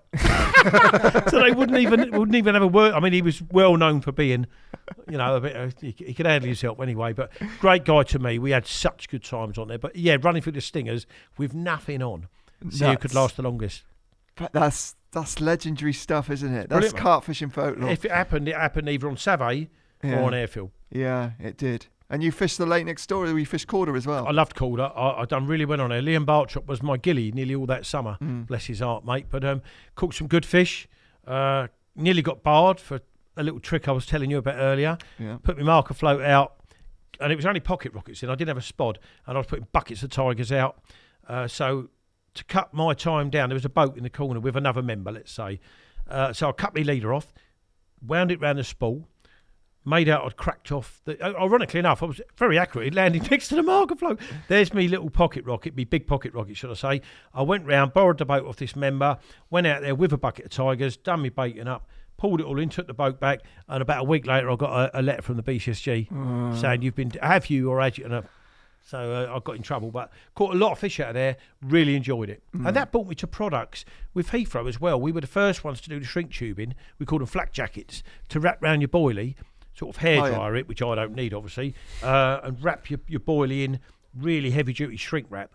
Push your boilie needle obviously through the side. It had open ends obviously where you cut it, but they'd still dig it all out. It would come in the morning all flowered open like that, where the small crays had got in there and dug it all out. But for me on Korda, rubber tigers were revolutionary. The only one I didn't get that was big in there was the common, which only ever come out once. You know, I had all the mirrors and I really enjoyed it. Were you using artificial baits a lot on there? Was that pretty much all you were doing? I come off my nut mix for Heathrow because you couldn't get around the crays. So in the end, I worked out that if you brought the crays in, with loads of particles, loads of tigers, I went through tons of tiger nuts, brought the crays in, they would, in effect, make a disturbance. As soon as the carp come in, the crays were gone anyway. But when they brought out the rubber tiger nuts, revolutionary, mate. And that's all I ever used was 2 rubber tigers, 1 on each rod, and kept spomming or spodding or rocketing at the time, tiger nuts and them over the top of it. That's what you would do if you were fishing any lake with crays, and just put a lot of bait in. Yeah, when I started fishing fox out at Abbey, excuse me again, I would initially get in it, and that was heaving, the bed of the lake, as Rob Hughes dived it. He said it's just a complete mass of crays, and the fish subsequently have benefited from that over the years because they're all big uns now. But I would get there, I would take buckets and buckets of anything, get there, put 30 or 40 key out of my little boat, okay, then go and have a drink, have some breakfast, whatever you do when you get there, probably start fishing 6-7 hours later, boom, you're getting carp straight away. And just then all you have to do is top it. You've done. You wouldn't think you'd get a bite that quickly, would you? But the crays again, you can imagine a mountain of crayfish. The carp also want to eat them, you know, and all the activity brings the carp in. Yeah. And that's how in the end, that's how I approached Korda, and done really well. Yeah. Yeah, no, that was a good experience. You were saying with the crays as well, weren't you? Because we were saying that 1 minute you can have an influx of crays, and then the next minute they just seem to disappear. It's weird because that certainly happened to Fox at Abbey. They were an absolute nightmare. You couldn't pop up out for 20 minutes, and you're getting did, and you knew it was gone. So the rubber baits, a stack of yellow corn or tigers. I went out there the other year with Max, with my son Sam. Max was there on the other bank, done a bit of fishing together. And I always start and cut the bright pop-ups, sling them out while we're getting sorted. An hour later, I reeled them in. They're all still there. So I thought I'd stick with the pop-ups. And I had a big old hit out of peg 12, fishing up into 13, on pink pop-ups. And it was like, there was no craze. Throwing bait in the edge within an hour, 10 minutes usually, they'd be all over it. None at all. Really? Whether that's the case now, I haven't fished fox for a couple of years. I go on heron now. What did you say it was? They were putting the crays in the nets or something. That was frying in. Yeah, that was frying in. When I fished frying, see all these lakes. I've been everywhere. I know. When you mentioned frying as well, it's crikey. Where haven't you fished? You know. When I went to frying in, I fished there twice as a guest. I mean, twice on Carp Wars. But when I fished the big lake as a guest, it was the first trip there was heaving with them. So you couldn't, again, fish pop-ups. It was plastics.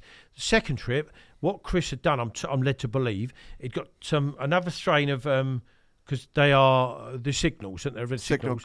And he'd got some Turkish thing. This is what the members told me, not Chris. So it may or may not be true, but either way, they were all gone. He'd got some Turkish crayfish, I'm told, put them in the lake, whatever they carry, killed the signals. Okay, sorry about your mesh there, whoever put that on there. Well, that's Tom Stokes. Is that the one? Is that the net? It's been in there. That's coming home with me. And then they were gone. And I caught a 40-pound fish on a 10mm yellow pop-up that night. So why aren't people doing that more on lakes then? I don't know, mate. I don't know. I mean, whether that's widely known and whether I apologise to frying in if that isn't the case, what Chris done. But the members have said to me they'd strategically done this. They're all popping up dead or whatever. Yeah, no, I've heard something similar to that as well. Yeah. But it's a way to go. But otherwise, and getting back to Fox, Abbey Lakes. Yeah. I mean, so would you still fish that lake with a lot of bait, even if you? You were talking about shoals of probably 45-pound fish now. I love Abbey Lakes. I'm praying I can go in November. Last year we went in November. I'll go with Keith, my friend, all the time. We must have been 10 years running. We go in the November. It fishes really well in the winter. Oh, that was a big hit of fish. Ironically enough, I'd put 40 key a particle out. We're looking at a rather big, heavily scaled mirror. Look at the size of the scales on that. At the time, that was the biggest fully in there. That's not there anymore, that fish. But I had 740s that morning, all sacked up, all on tigers, rubber tigers. Wow. One rod was doing it. So when I was putting it back out of my little boat, bang, it'd go again and again and again. And it took us nearly all morning to photograph the fish. 740s in then. It was massive, like, it's an enormous amount of big fish. And by the time you photographed and filmed each one, you're nearly dead, aren't you, when you had 7 of them, like, God. But, yes, now I would fish the same. I did last November, we've done a week on heron. There's 3 massive commons in heron. Want to get one of them. I caught one of them. Heron was the one with shoulders in, wasn't it? I lost shoulders by the net. That's as big as this table. It seemed It's massive, wasn't in the water. I went out in a dinghy playing that, and the hook straightened. I told you, man, the hook. I'd come straight from Oxley's, where you use size 10 hook and a bit of plastic. Got to heron, saw a fish roll. Me being me, threw him out on top of it with a little bag. Oxley's rigs. An hour later, it went off on the clutch. Well, ironically enough, we was blowing the dinghy. I was with Terry Earn's dad, Barry. It's gone off, and I went from wee bed to wee bed in his boat. And then up it come, and it literally is like it was like that size, it was 86 or something. Yeah. This is a big weed bed. I put my hand down the lead core and felt this fish, cleared the weed off, and he's there. And they do that thing, and it's off again, towing me around. And I thought, now my art's coming out of my t-shirt. I got him up again on the surface about 5 minutes later, and there was a light breeze blowing me away from the fish, and this bivvy-sized lump of weed round my prize. And I was literally just thinking, how the hell am I going to do this? Get it in the net, and the hook straightened, flew over my head. Oh my God, we won't talk about what hook it was, but that is, God. I mean, that was one of the biggest. That was one of the biggest fish around. I remember speaking to Toby's dad Damien about it. He got a witness. Well, he joined, and then he died, and he rang me about. I mean, this hadn't happened to me then, but he rang me about, because I'd been there so often. Which peg numbers would I start with, and I mean, Damien doesn't he tell him with anyone we're fishing, but it was quite flattering that he rang and said, right, Chemo, where would you? But then she got caught once more, I think 86 or something. It was just before Damo was going to do his first session on there that. You go. Yeah, it was actually, yeah, because he'd got the winter ticket. Yeah, and we were there later in the year, but he got caught one more time, and then it was found dead. Yeah. God, do you know many other people that lost? I mean, to lose it, that is a sick. Well, the next morning, I put a bigger hook on. And I got, which was my PB till last November. I caught the second biggest in the lake, which was Maria. Big, long, black mirror carp, 61.5 pounds. And that till last November was my PB. So, and I caught a big one last November.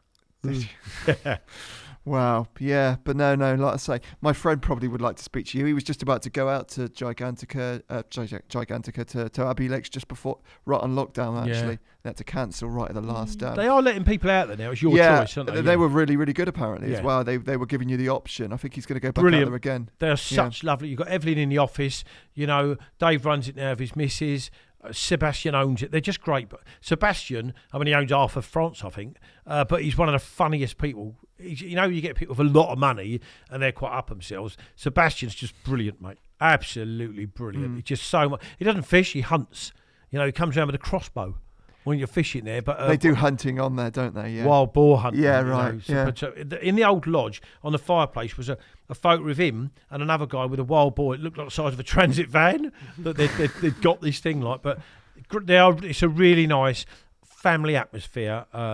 Just a great. I'd make your ears bleed on that one on Abbey Lakes. It's a beautiful place to go. Yeah. Well, it's not too far either, really, is it? 2 hours. Yeah, I mean, you could almost fish it like if you're travelling a couple of hours in this country. No, I went out there once for a night. It wasn't meant. It was light snow over here, and we were looking for someone to go. Me and Keith. So I rung Rupert. Was running it at the time. Rupert. I rang him. I said, "What's it like there, mate?" He said, "No, fine, absolutely fine." So I phoned the train. Got the train then. We're on the train. Got there. It was like 18 inches of snow. We done the night. We had to use a shovel to put a bivvy up. Okay. I lost a fish at 4 a.m. in freezing fog, and we said this ain't happening. So we went back in the office. I wanted to hang Rupert, and he thought it was really funny, really hilarious. But Sebastian, he refunded Keith his €300 and said, "Look, ta-da!" And we come home, so we ended up doing an overnighter at Abbey Lakes. That's a bit extreme. Oh, mate, it was. But it was that bright at night. We walked round the lakes looking for them before we set up, and it was that bright. It was like daylight in the dark hours with a full moon and the snow. It made it so light. It was almost like it was just getting dark. But this is like 9 o'clock at night, But yeah, an overnighter in France. It's beautiful, but it's a bit of a nuisance. It's not that beautiful, is it? No, nothing is that beautiful. But it's a great place. They've had the calf done. They've got all the showers have been redone. It's just most people I know have been there. Yeah. You'll have to go there one time. Oh, maybe. Yeah. No, like I say, it's somewhere I'll go I'd with like to. you. Yeah. That Yeah. takes you wouldn't twist my arm for that. I'd be going Wouldn't out. you? I love it. Yeah. Oh, maybe we'll do that. Mm. Yeah. Talking about tutorials and stuff like that. I mean, that's played a bit of a part in your carp Massive. fishing career recently. That's been. Well, recently it's been a while It's now. been a long hasn't it? time. It's nearly 20 years now. I think I was one of the first. There was obviously other people. It was all just starting off then, and a load of us went. We was at, Where did you get the idea from to do tutorials? Sorry. Right, we was at a Tony Parsons memorial fishing. These were famous things because Roy Parsons' Yeah. son Tony passed away on the operating table at 20 years of age. Oh. So we arranged these through DHP. Anyway, we were there with all the children, and one of the children that got in trouble stole a wallet. Okay, one of the anglers grabbed the child. Anyway, my wife Sue at the time said, right, because when the police came, the policeman said to this angler, if he had any wits about him and said something, you'd done something, you'd be in trouble, like, because he grabbed this young un. So my missus at the time said, right, that's it, you cover yourself, you go to Pershore, you do because I had no idea, I had no intention at that time of doing tutorials. Cover yourselves, and I went with Mick Barnes, Mick Perry, Mike Hutchinson. There was 7 or 8 of us, all went. Dave Gorfall, and we had such good fun. But it was a no fail course. Cost me £1,100. You done a 3-day 4 night, 4 nights, 3 days in a hotel B&B, and then a 2 night and £1,100 altogether, 7-day course. Couldn't fail it. We had great times, but that protected you. Then I got the public liability. You got your CRB. And you were covered then to do the rest of the junior fishings. And then I started getting asked if I'd like to do tutorials. I was in Staines in W.H. Smith. Went in there with Sue, shot him, and there was a guy reading Total Carp, and there was like a Battlecarp thing in it, and he went, and we started chatting. He said, well, how about I'll pay you, take me fishing. And that's what was sparked for me anyway. And that was, I don't know how many years ago, nearly 20 years ago now. But I couldn't tell you how many. Did you think I've done. straight away then maybe turn this into a bit of a business? Yeah, well, we'd done it. We'd run them all through Heathrow. While I owned Heathrow, everything was run through Heathrow. You know, we do the health and safety things, the insurance things. Everything was done kosher, as it is now, because I'd got the certificate to do these things, the level 2 coach. I still enjoy them. I do a cut. I don't do as many as I used to. I tend to farm some off. Joe Turnbull does them, Ian Jempson, and even bad a reputation as he's got, Jim went to the college and done the course. Fully respect for that. Absolutely I'll respect go on a that. tutorial with him. I think I might learn something. Well, there you go, mate. Well, look. I mean, a lot of people does, do think that as well. He don't they? does catch a lot of fish, to be fair to Jim. But there ain't many that have done the course, and it sort of vexes me really. But that's up to them. I'm legal. I'm covered. If I get in trouble, I've got insurance. How do you advertise? Clients now. and stuff. They just. I Word used of to mouth. advertise in Total Carp. The Battlecarp thing for me was a big turning point with Heathrow as well, with a bait, and on the bottom of it we used that as the advert. Again, while we had Heathrow, the whole page involved Heathrow Bait Services, Battlecarp, and do a trip with the twice champion Battlecarp. It's advertisement, you know how it works, and it's good to push it. So I've done loads and loads and loads then through the company. Since stopping that, I've done less. I still do them, but less and less now. You know, I want to do my own fishing as well. You know, none of us are getting any younger. But enjoyed them over the years, met some great people. This Keith I talked to you about, who comes to Abbey with me, great friend of mine now. That was a tutorial. Yeah. Quite a few of them have ended up being good friends, Yeah. And you had to turn people down nowadays as well. I could do one, I wouldn't say every day of the month, but I could do one probably Really? every day for 2 weeks out of a month. Could you? With the phone ringing. I even had loads of cards. I got really enthusiastic cards done, and I done a little website done, but it's word of mouth. Are you actually fishing? So are you fishing, or are you just? Right, I always ask. Right. I have yet to do one where they've said no, because they want to watch you fish as well. Now, we were getting a bit hit by a few people years ago about you're meant to be teaching them. Well, you are. You're doing it with them. And I always ask, I've done one this week with 2 lads, do you mind if I fish? If you'd rather I wouldn't, I'll with you anyway. And it's always, no, stick the rods out, because we want to see how you do it. It's bits you can pick up just by watching as well, Simon, isn't there? So, yeah. But I've had some great ones, some funny ones. I've not had any that you think, oh, God, really? I don't want to be with you. I've not had any nasty ones. That's nice. Yeah. I would say, you caught a big comment, didn't you, on a tutorial? Oh, well, yeah, I did actually. Lovely man again, Nigel. Lovely man. We were in one of the big doubles, and I'd done the winter with Tommy Maker. Not specifically for you're hoping to catch that fish, it's in the lake. Yeah. And we're fishing one end of the lake that it always comes out of historically in the spring, and it come out the other end. So I'm back to the other end of the lake with Nigel, and the lake was fishing terrible. It was a rusty brown colour and fishing horrible. Hardly anything coming out. No bites, crisp and cold, just on dark. I was on the right-hand side of the first big platform. Oxley's anglers will know what I mean. Just on dark, I'd literally thrown mine out. Just on dark, 6 or 7 fish showed in line with a little toilet block on the other side. So I reeled one in, 2 bits of core and plastic at the time and a long shank hook. Threw it with a little bag of pellet in the rings. Bump, and left it. Just before light, drop back. So I run down to the rod and it's a drop back. So I thought, oh, God, I forgot my head torch. Run back, got my head torch. Little did I know what was on the end. Started reeling it, and Nigel was sharing the swim. He said, do you want help, mate? I said, it's only a pasty, don't worry about it. And he said, I'll get up anyway, it's getting light. He's got his head torch on, and about 50, 60... Now, everyone I've known and caught that fish said it doesn't fight, it rolls, flops about on the top. Because you're not thinking that. I'm never going to catch it. So many fish in there. 50 yards out, 60 yards out, it's on the top, splashing around. And I saw this fish look quite long, and I said, oh, it's good mirror. Still not thinking about the common. Good mirror.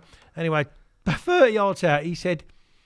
He's got like that light there, like a Scania's headlight in it through the fog. And he said, no. He said, I think that might be a common. I said, with other words, I said, no, don't be daft. 20 yards out, I can see it's a common. So now I'm saying to him, Nige, whatever you do not fluff this one up, mate. So now you will not be getting a Christmas It's got to be card. this one. It's him. Yeah. The only fish in there, the only common in over at the time was over 30 pounds. Is this thing? And it looks out there. It looks like 4 foot long, doesn't it? Yeah. So it didn't go wrong. Scoops it up. Now the Apache was in the next swim. Yeah, who we all know here, we're called, because he works for you guys, Steve Cliff. He's in the next swim. So we've got the fish in the net. My mate opposite is fishing. He lost this fish I found all this out later. Russ lost this big fish to the day the year before. So I've rung him up and I said, what you had, mate? And he said, I've got a low 40 mirror and three 30s all held up. And he said, what you had? I said, I've only had the one. And he said, only one? I said, no, it's Russ, the one. And put the phone down. Well, while he's making his way round, I'm in the next swim to Steve Cliff. He's covered up in the bag. We haven't lifted it out yet. We're covered up with a bag. So I sat on his bed chair and I'm elbowing him. And I don't know if you know him. He's so funny, Steve. He's all the guys here know him, mate. Right. He's so funny, mate. Elbowing him twice. He said, what do you want? I said, I've had the bite. He said, I don't care what bite you've had. Leave me alone. I said, Steve, you're not listening. Because we all wanted it. I said, I've had the bite. And I walked out and he was like, what? I never weighed it. He weighed it, 48.10. And do you know what, again, although everyone wanted it, of our little group of mates, there wasn't any of that envy. It was, mate, well done. Fantastic. The unhooking mat was like a little lorry back, a little square thing we had on a sample, but it filled it up. I've got a photo of it filling the mat up somewhere. I bet.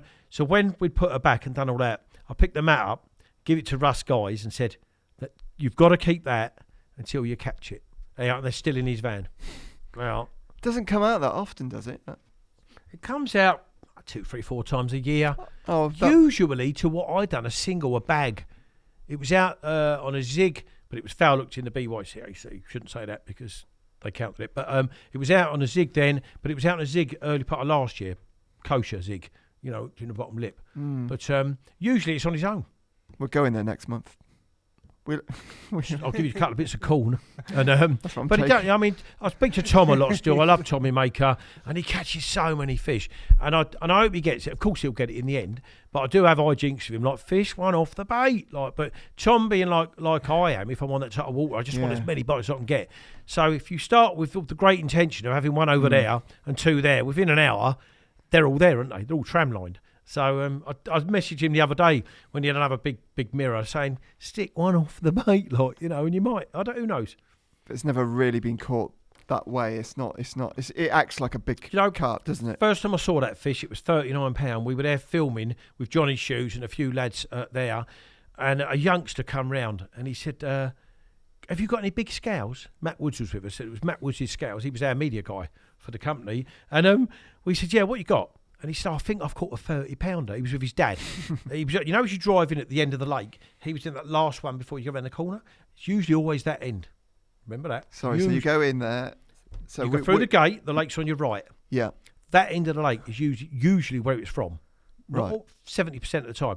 Well, as you then drive past the lake and turn the corner, he was in that last swim there on the end of the lake. Anyway, we said, yeah, we got some scout, tiny little kid with a bobble out on like terrier and pulled down just above his eyeballs. We walked round there and he said, yeah, I think it's a 30-pounder. And his dad's looking after the net. 39.12. First time I saw that fish on the bank. Was it? This little lad looked like terrier, mate. Did he? Oh, God, yeah. Yeah. Just under 40 pounds, mate. Yeah, wow. How would you normally... That's one of your favourite lakes on the complex, I love isn't it? Oxleys. I promised after catching it I'd never go back because it's not fair. Because usually when you do something that appeals to a fish, you can fluke it again. I made the linear DVD the year after with Chrissy Lowe, and it was like... I really enjoyed that. Well, it was like the winter thing. Where are we going to do it? Well, I'm Yeah. hanging on here, and it was like, I want you on Oxleys. I want you on Oxleys. And I'd done 2 nights. And during the filming with Stuart Morgan, I said... That second fish I was playing, I said it can't be the common because it's fighting. And that was on the film. I had a 35 and a 36 mirrors and I went. It's like, God. And I've only done 1 tutorial on there since. I don't want to go on Oxley. Can you imagine going on there with Tom and you catch this fish? It would break his heart, mate. So, no. But it was one of my favourite plays. I fished right back through the fish kill, after the fish kill on there. Before the fish kill, these were big fish then, 20 to 25 pounders. You'd get 15 a day, zigs. Early zig days. Then the fish kill, and you would only catch on zigs because the bottom was like black, stringy, it stunk. And look at it now, there's so many 30s in there. I don't know, maybe a dozen 40-pound fish. One of them mirrors that do Tom had a 46, 47. I caught a mid-30 last year when we went there. There's loads. Yeah. It's all right, actually. I mean, day ticket fishing isn't really my thing, but we do a little bit of that here at work. And, it's fun. So if you want to catch that, then solid PVA bag or a zig rig or something. At this end of the lake, bear that in mind. What are you going there for? You going there for work or social? Work social. Yeah. Oh, a working social. Yeah. How does that work, Toby? Yeah, I don't know. That's a little bit googly. Well, it's everyone from work going there, so it's, Well, get there early and get on that right. Who knows? But usually we've got the lake booked. So, yeah, but you're still going to have to do a draw system, aren't you? Yeah, okay. Fiddle Well, it. we'll put this podcast out after time. Right? You're going to put a delay on that one, This is like delayed action one. This is. But yeah, no, it's fun actually. And we caught quite a few 30-pounders when we were there. There's as a well, lot in there. I bet there's 100 plus 30s in there. Yeah, loads. Yeah, they all have all the linear ones. It's a fantastic fishery. Yeah. Years ago, if you went to a day ticket, you'd look at low 30s possibly. Now, well, look at Kempy's. Yeah. If it made 50 or ounces under, it's there. Yeah. All them lakes have got mid to upper 40s in. Yeah. All of them. Yeah. Braysnow's one. Yeah. 47, 46. Yeah. Crazy. Yeah. Yeah, no, awesome. Let's stop there a minute. Is that... Sorry, I've just stopped there, Toby. Can we just... do you want me to stop? Yep. Yeah, sorry. Is that my alarm going off? I've just turned it off. It's okay, we just carry on. We don't know... Well, What alarm? What alarm? We Your can phone? we can keep going. I'm going to stop recording. You're fine. no, that's okay. All right, guys, listening. We thought we were going to stop because my alarm just went off. Do you know what? You cannot, Toby, get the staff. I know. You just can't. Useless. I've muted his phone and everything. I didn't account for him to have an alarm set. Yeah, I know. I know. That's efficiency for you. He normally has to set this thing up as well because I like to keep the screen on and you normally mute all the alarms and everything, so nothing like that Lovely. happens. But no one would have heard that anyway, would they, Tope? Well, they would have done now Well, because you yeah, they pointed would it do out. now. No, I don't mind pointing it out. It's a discussion point, isn't it? Well, it is now, yeah. Yeah, so no, we'll go there next month. I'll let you know. Yeah. I'll give you a call when I catch it. Mate, that'd be nice, wouldn't it? I'll come and do your pictures. That would be, yeah. It's a long way to come. It's a great, but it is a great, this year's, we're in uncharted territory. I go to Linear a lot. I love going to Linear. I wish I could go there more, but it's so busy, should we say now, that you just can't go there for my pleasure fishing. But I fished there. The first night I went to Linear was unfortunately the night Lady Diana passed away. So what's that, 25 years ago? We always remember what we were doing on that day. I was in New York that day. Well, that was the first night I'd ever fished there, and I was on St John's. So, yeah, a long time ago. So basically, I've been there all them years. I've got a great relationship with the fishery.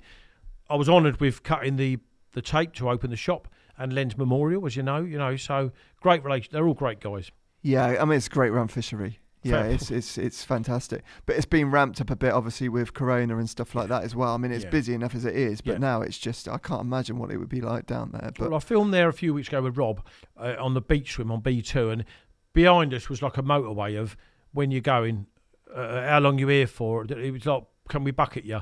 It was, it's relentless. And how Ian and Chris stay sane, I don't know, but they do. Lovely fellas. They keep their cool. Well, how do you feel about those sort of rules and stuff? I mean, obviously people want to get into swims, but I mean, you think it's a fair thing, you know, all these buckets and stuff? On a syndicate, I hate it. I absolutely hate it because one of the syndicates I'm in, you've got 4 buckets behind someone, and they equate to 3 days each. So you're not going to get in not that I want to keep jumping in behind people, but certain swims on some lakes do it all summer, you know, and certain swims on some lakes do it in the winter. We know that. But I've put it to the syndicate many times, lose the buckets. The lakes I know, Wellington, Darryl will tell you, you do not bucket people, you move with your barra, which means you work harder. But I get laughed at and shouted down, but I am only a member. You know, I'm not in a position to make this happen. But in my opinion, no syndicate would have buckets because it causes rows. They're stacking up behind each other. And I fished a lot of syndicates and I see a lot of rows. And the main row is buckets.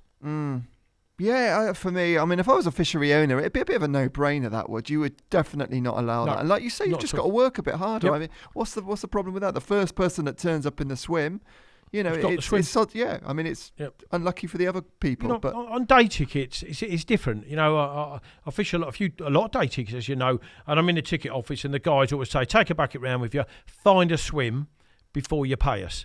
Now that is fine. Yeah. Because if they can't find a swim, Simon, certainly at the moment, they've got the option of going home or waiting. So I understand that. There's a massive turnover.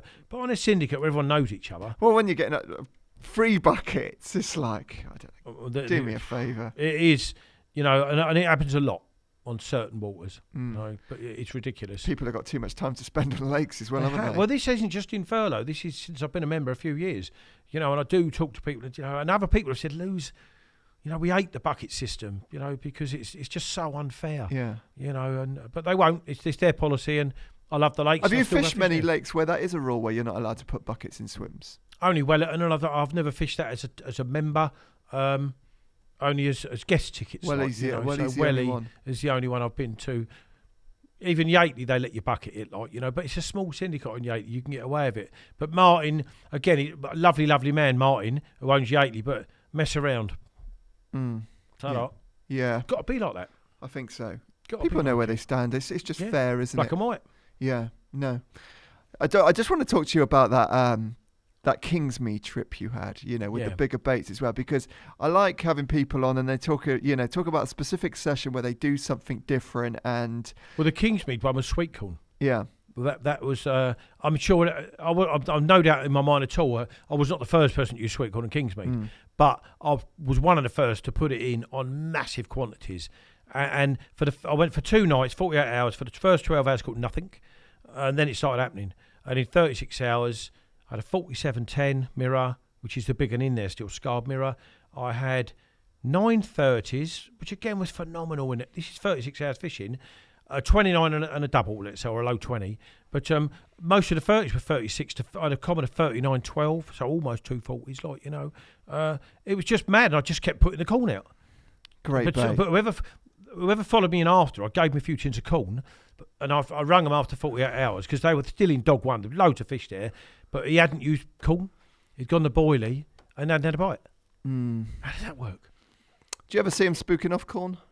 I guess they do. That. I mean, it looks like the sort of bait that it has got that sort of potential. No, as I well. think they just. I mean, whether they do or not out in the lake is you're never going to know. But I've not. I mean, you never put a massive in the margin, you know, half a tin and spread it over a ground sheet size. But no, I haven't. No. It goes a long way, doesn't it? As well, and they love it, and it holds them for a while. Yeah, yeah, and I mean, just doing something different as well. I know you said you've had sessions with using bigger baits as well. That was Unity on Linear. I fished it. I went on there with Steve Cliff again, the Apache, and Steve was it's the linear way: hemp, corn, pellet, trimmed wafters. And the first trip down, I never caught a tench, but I had 3 doubles, and the lake's known for 20s. But there was the A team. There was half a dozen big 30s, a 40-pound common, and a 40-pound mirror called Moon Scale. Those were the ones you hoped for. So after my first trip of watching the Apache catch tench after tench, like John Wilson he was, I got hold of the boilermaker and had him 100 kilos of 20mm boilies, fish meals. That's what I'd done. And I'd done the summer, I lost Moonscale at the net. I had all the A-team and had the big one, the big common, within the summer. I'd done the winter open for Moonscale, but it passed away in the winter. It died, so I pulled off. But and it was really kind of, Steve Cliff is one of the best anglers I've ever fished with, amongst others, but he's one of the best. And when I heard he said to one of my mates, I just knew when he come on here, he'd get that bloody common. To hear that from someone like Steve Cliff, it's not ego-y, that's a lot to me. You know, this is a very gifted angler. And I caught the common. But the day I had the common, I had a 36 mirror. I had the common last. I had a 36 mirror. I had a 3912 ghosty. Weighed, put it back. Then I caught the common and weighed it at 41. Phoned Roy Parsons, who you know, and he come over with a little basil with a set of scales. He said, how big? I said, 41. He said, no, it ain't. It's bigger than that. I said, well, it's 41. No, it ain't. It's bigger than that. So I said, all right. He's coming over with the linear scales. So we weighed it at 43.12. My scales were naff. So the ghosty would have been like 42. Oh. And the mirror would have been like 38 and a half or something. Like, you know, it's like, So now Apollo, which was the big ghosty, 39.12. That's what it's in my records as, because you can't change it. No. Can you? But yeah, 43.12 the common. But I was like, oh God. But I had the other ghosties, orange spot, 40, just over 40 pounds. And Sumo was 36. So I had all the A-team except Moonscale, but I lost it right at the net the same trip. I had them all at the same trip. It was bizarre, mate. But as I say, I went back, done the winter, and it died in the winter. So that was me and Unity finished. I still pop there occasionally because it's reliable for 20mm boilies.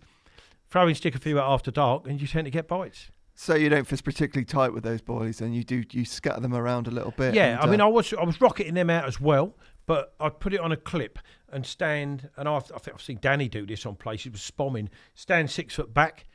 Rocket a load out, then stand at the lake's edge. Yeah, I do that as well. And then stand 12 foot back. You've got a nice square, spread, haven't you? Because you can't do it with throwing stick in the daylight with a goal, so you've got no other option. But spread them as much as you can. But I started off on there with a 15mm pop-up, a 15mm pop-up and a 20mm bottom bait.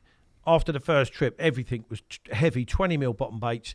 I put the boilies out dry, soak the boilie bottom baits at the time in sunflower oil. I'd use a little pink topper on it. Pink for some other reason got more bites.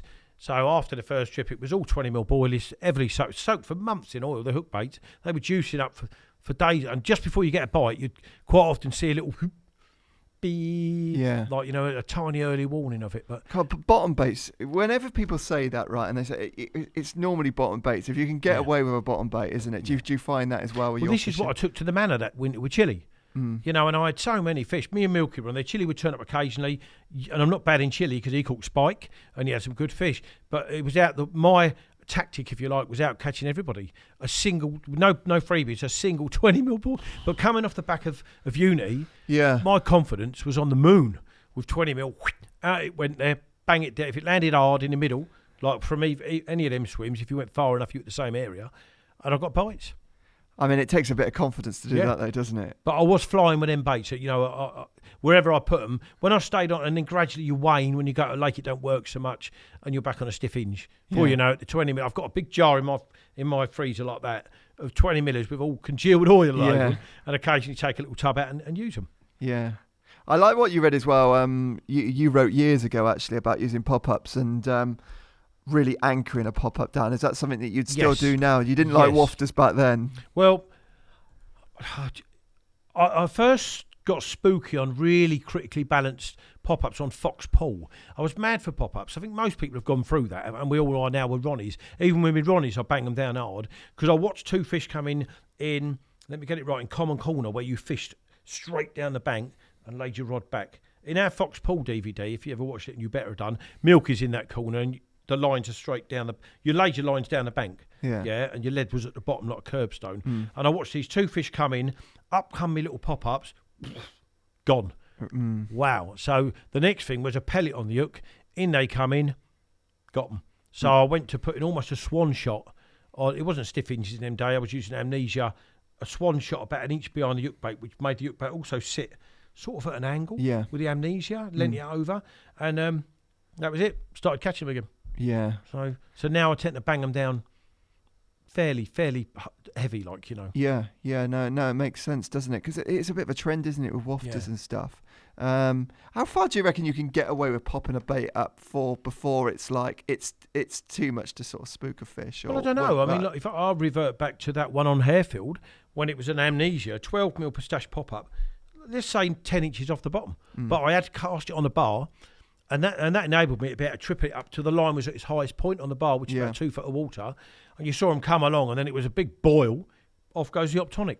So I don't know. It's a different sort of feeding. I mean, is it a feeding fish that's picking up those type of rigs? That's an opportunist, isn't it? It is. It's zig like fishing, if you like. It's lure fishing, isn't it? It's predator fishing. Yeah. And a lot of anglers don't like it. You know, a lot of my mates don't like it, but I'm there to catch fish. Yeah, of course. You know, and that's it. If that means, I don't know. I mean, a few of the big fish anglers like Terry really do push. Nigel Sharp, they're brilliant at it for big fish. You know, they'll have stiff hinges, like 3 and 4 inches off. And I believe what they're saying. You know, a big fish comes in and drops.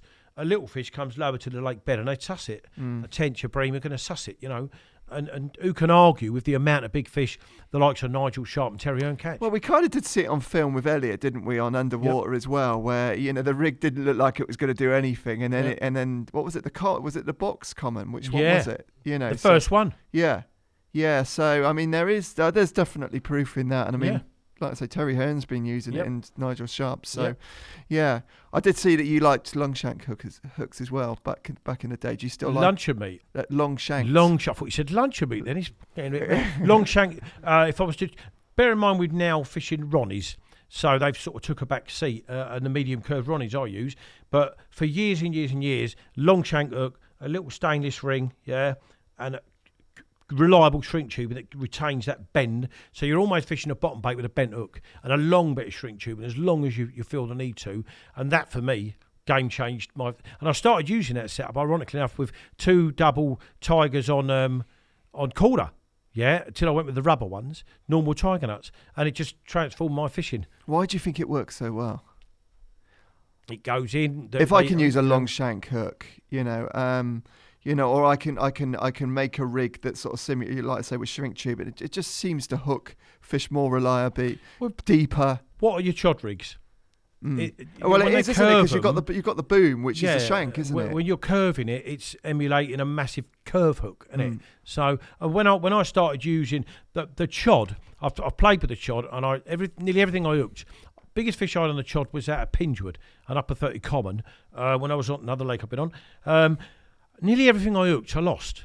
So I thought, I was in France with David Preston and Matty again, and I thought, what's the most reliable, we were fishing chods, reliable hook I've ever used, long shank. So I made a chod with a long shank, put a long soft boom on it, put 2 little pop-ups to hold it up so it dropped in a pile. I ended up naming it the Flick Rig, which got quite well known for a while through the mags. It was a bit of a joke because I said to Matt, every time I flick it out, I'll get a bite. So we called it Flick Rig as a joke. But that stood me in good stead for and that was catching many more big fish, percentage-wise, bigger fish than I was getting before. Yeah. So if I was to use a chod net, if I was to ever, it'd have to be of a long shank. Yeah. No, like you say there, those rigs that are sitting up a little bit higher for those bigger fish seem to be the ones, don't they? With a long shank, I never used to curve the boom, just make it straight, because the hook sits out so much further than the bait. Almost when the fish touches the eye of the hook, you've got your rotor anyway, so you didn't need the curve, in my mind anyway. But it caught me a lot of big fish. I've never been a great fan of curved hooks anyway, especially if you're using a small hook, a small curved shank, and then people put tubing on there as well. I would just think it closes the gape of the hook down too much. It shuts it down, which is why the Ronnies are good, because it isn't. You're not shutting the gape down, are you? No. I think I might have said this on another podcast actually, but my first year on a lake fishing there, I caught 1 tench that season, and someone said, "Oh wow, Dan, the tench are really, really hard to catch on this lake." But the reality is, that rig is probably more geared to catching something with a small mouth rather than something a bit bigger. It's just not getting hold of, and But yeah, no, it's an interesting subject, isn't it? But I mean, I think carp fishing, it proves how basic, straightforward carp fishing can be as well. It's nothing. You're not using anything sort of fangoogle. You don't need 12 different rigs. I mean, a lot of my clients, I've cut them up. Have you? Give us your rig board, cut them up, put them in the bin, let's start again. You only need basics. You need a good pop-up rig, a good static sort of bottom bait rig, and a zig.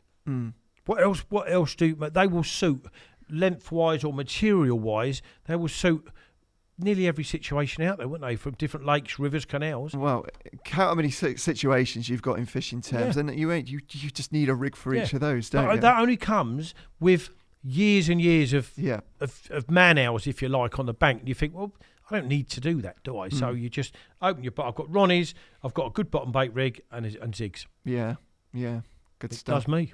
What's coming up in the future? In the future, I'm going to always retain my RK Leisure ticket because I love Kings, but I love Raysbury, as we said earlier. Absolutely love it. The boaty, the two big commons have evaded me last winter. I had a fantastic winter.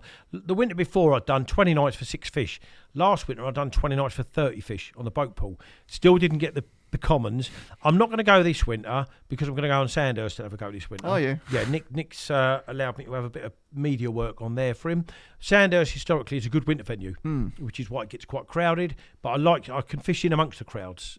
Day ticket angling's taught me that. So most of my winter fishing, or first of all, I would certainly visit Sandhurst. If I can't get a peg, maybe the boat pool. But next year, I'll split my time between Raysbury and the car park lake at Yateley.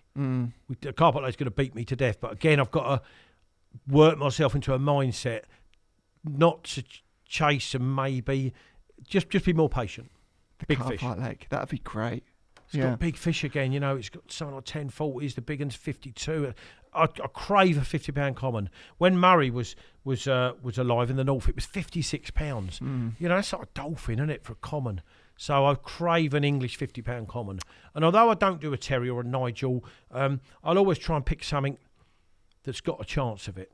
The upfront in Kingsmead, 46. But I've had that now, and I really wanted that fish. I weighed it, photographed it for me mates, and eventually caught it. 46 odd. But now, if I hadn't caught it, now I'd be going on there because the last winter it made 49.10. It looks to me to be a male fish. It's all up front, hence the name. It's so big. The fish is enormous, and 49.10. That ain't too far, is it? What was the one that Dave Lane caught last winter in those storms? He on one of his videos. On Kingsmead. Posh Sutton. That's the one. That was a 46, Oh, 47. that was a nice now, one. I'll tell you a story about that one briefly.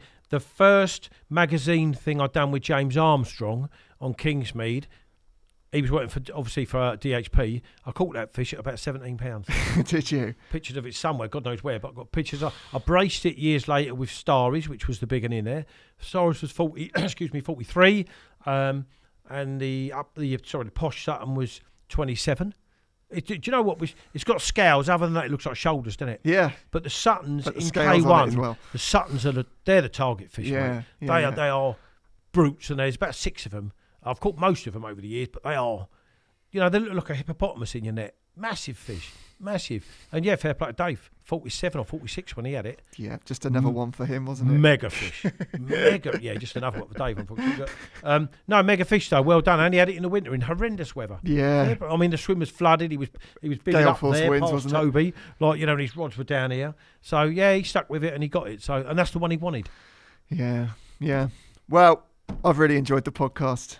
You? We've only been going 6 hours. How long have we going for? A few hours. We have been going a few hours. Yeah. No, I thoroughly enjoyed it, mate, and thank you very much for inviting me in. It's been a pleasure. It's been entertaining, and we've learnt a little bit as well. It's been really good. Thank you very much. Thank you very much for coming on. Cheers, Simon. Thank you. The Thinking Tackle Podcast.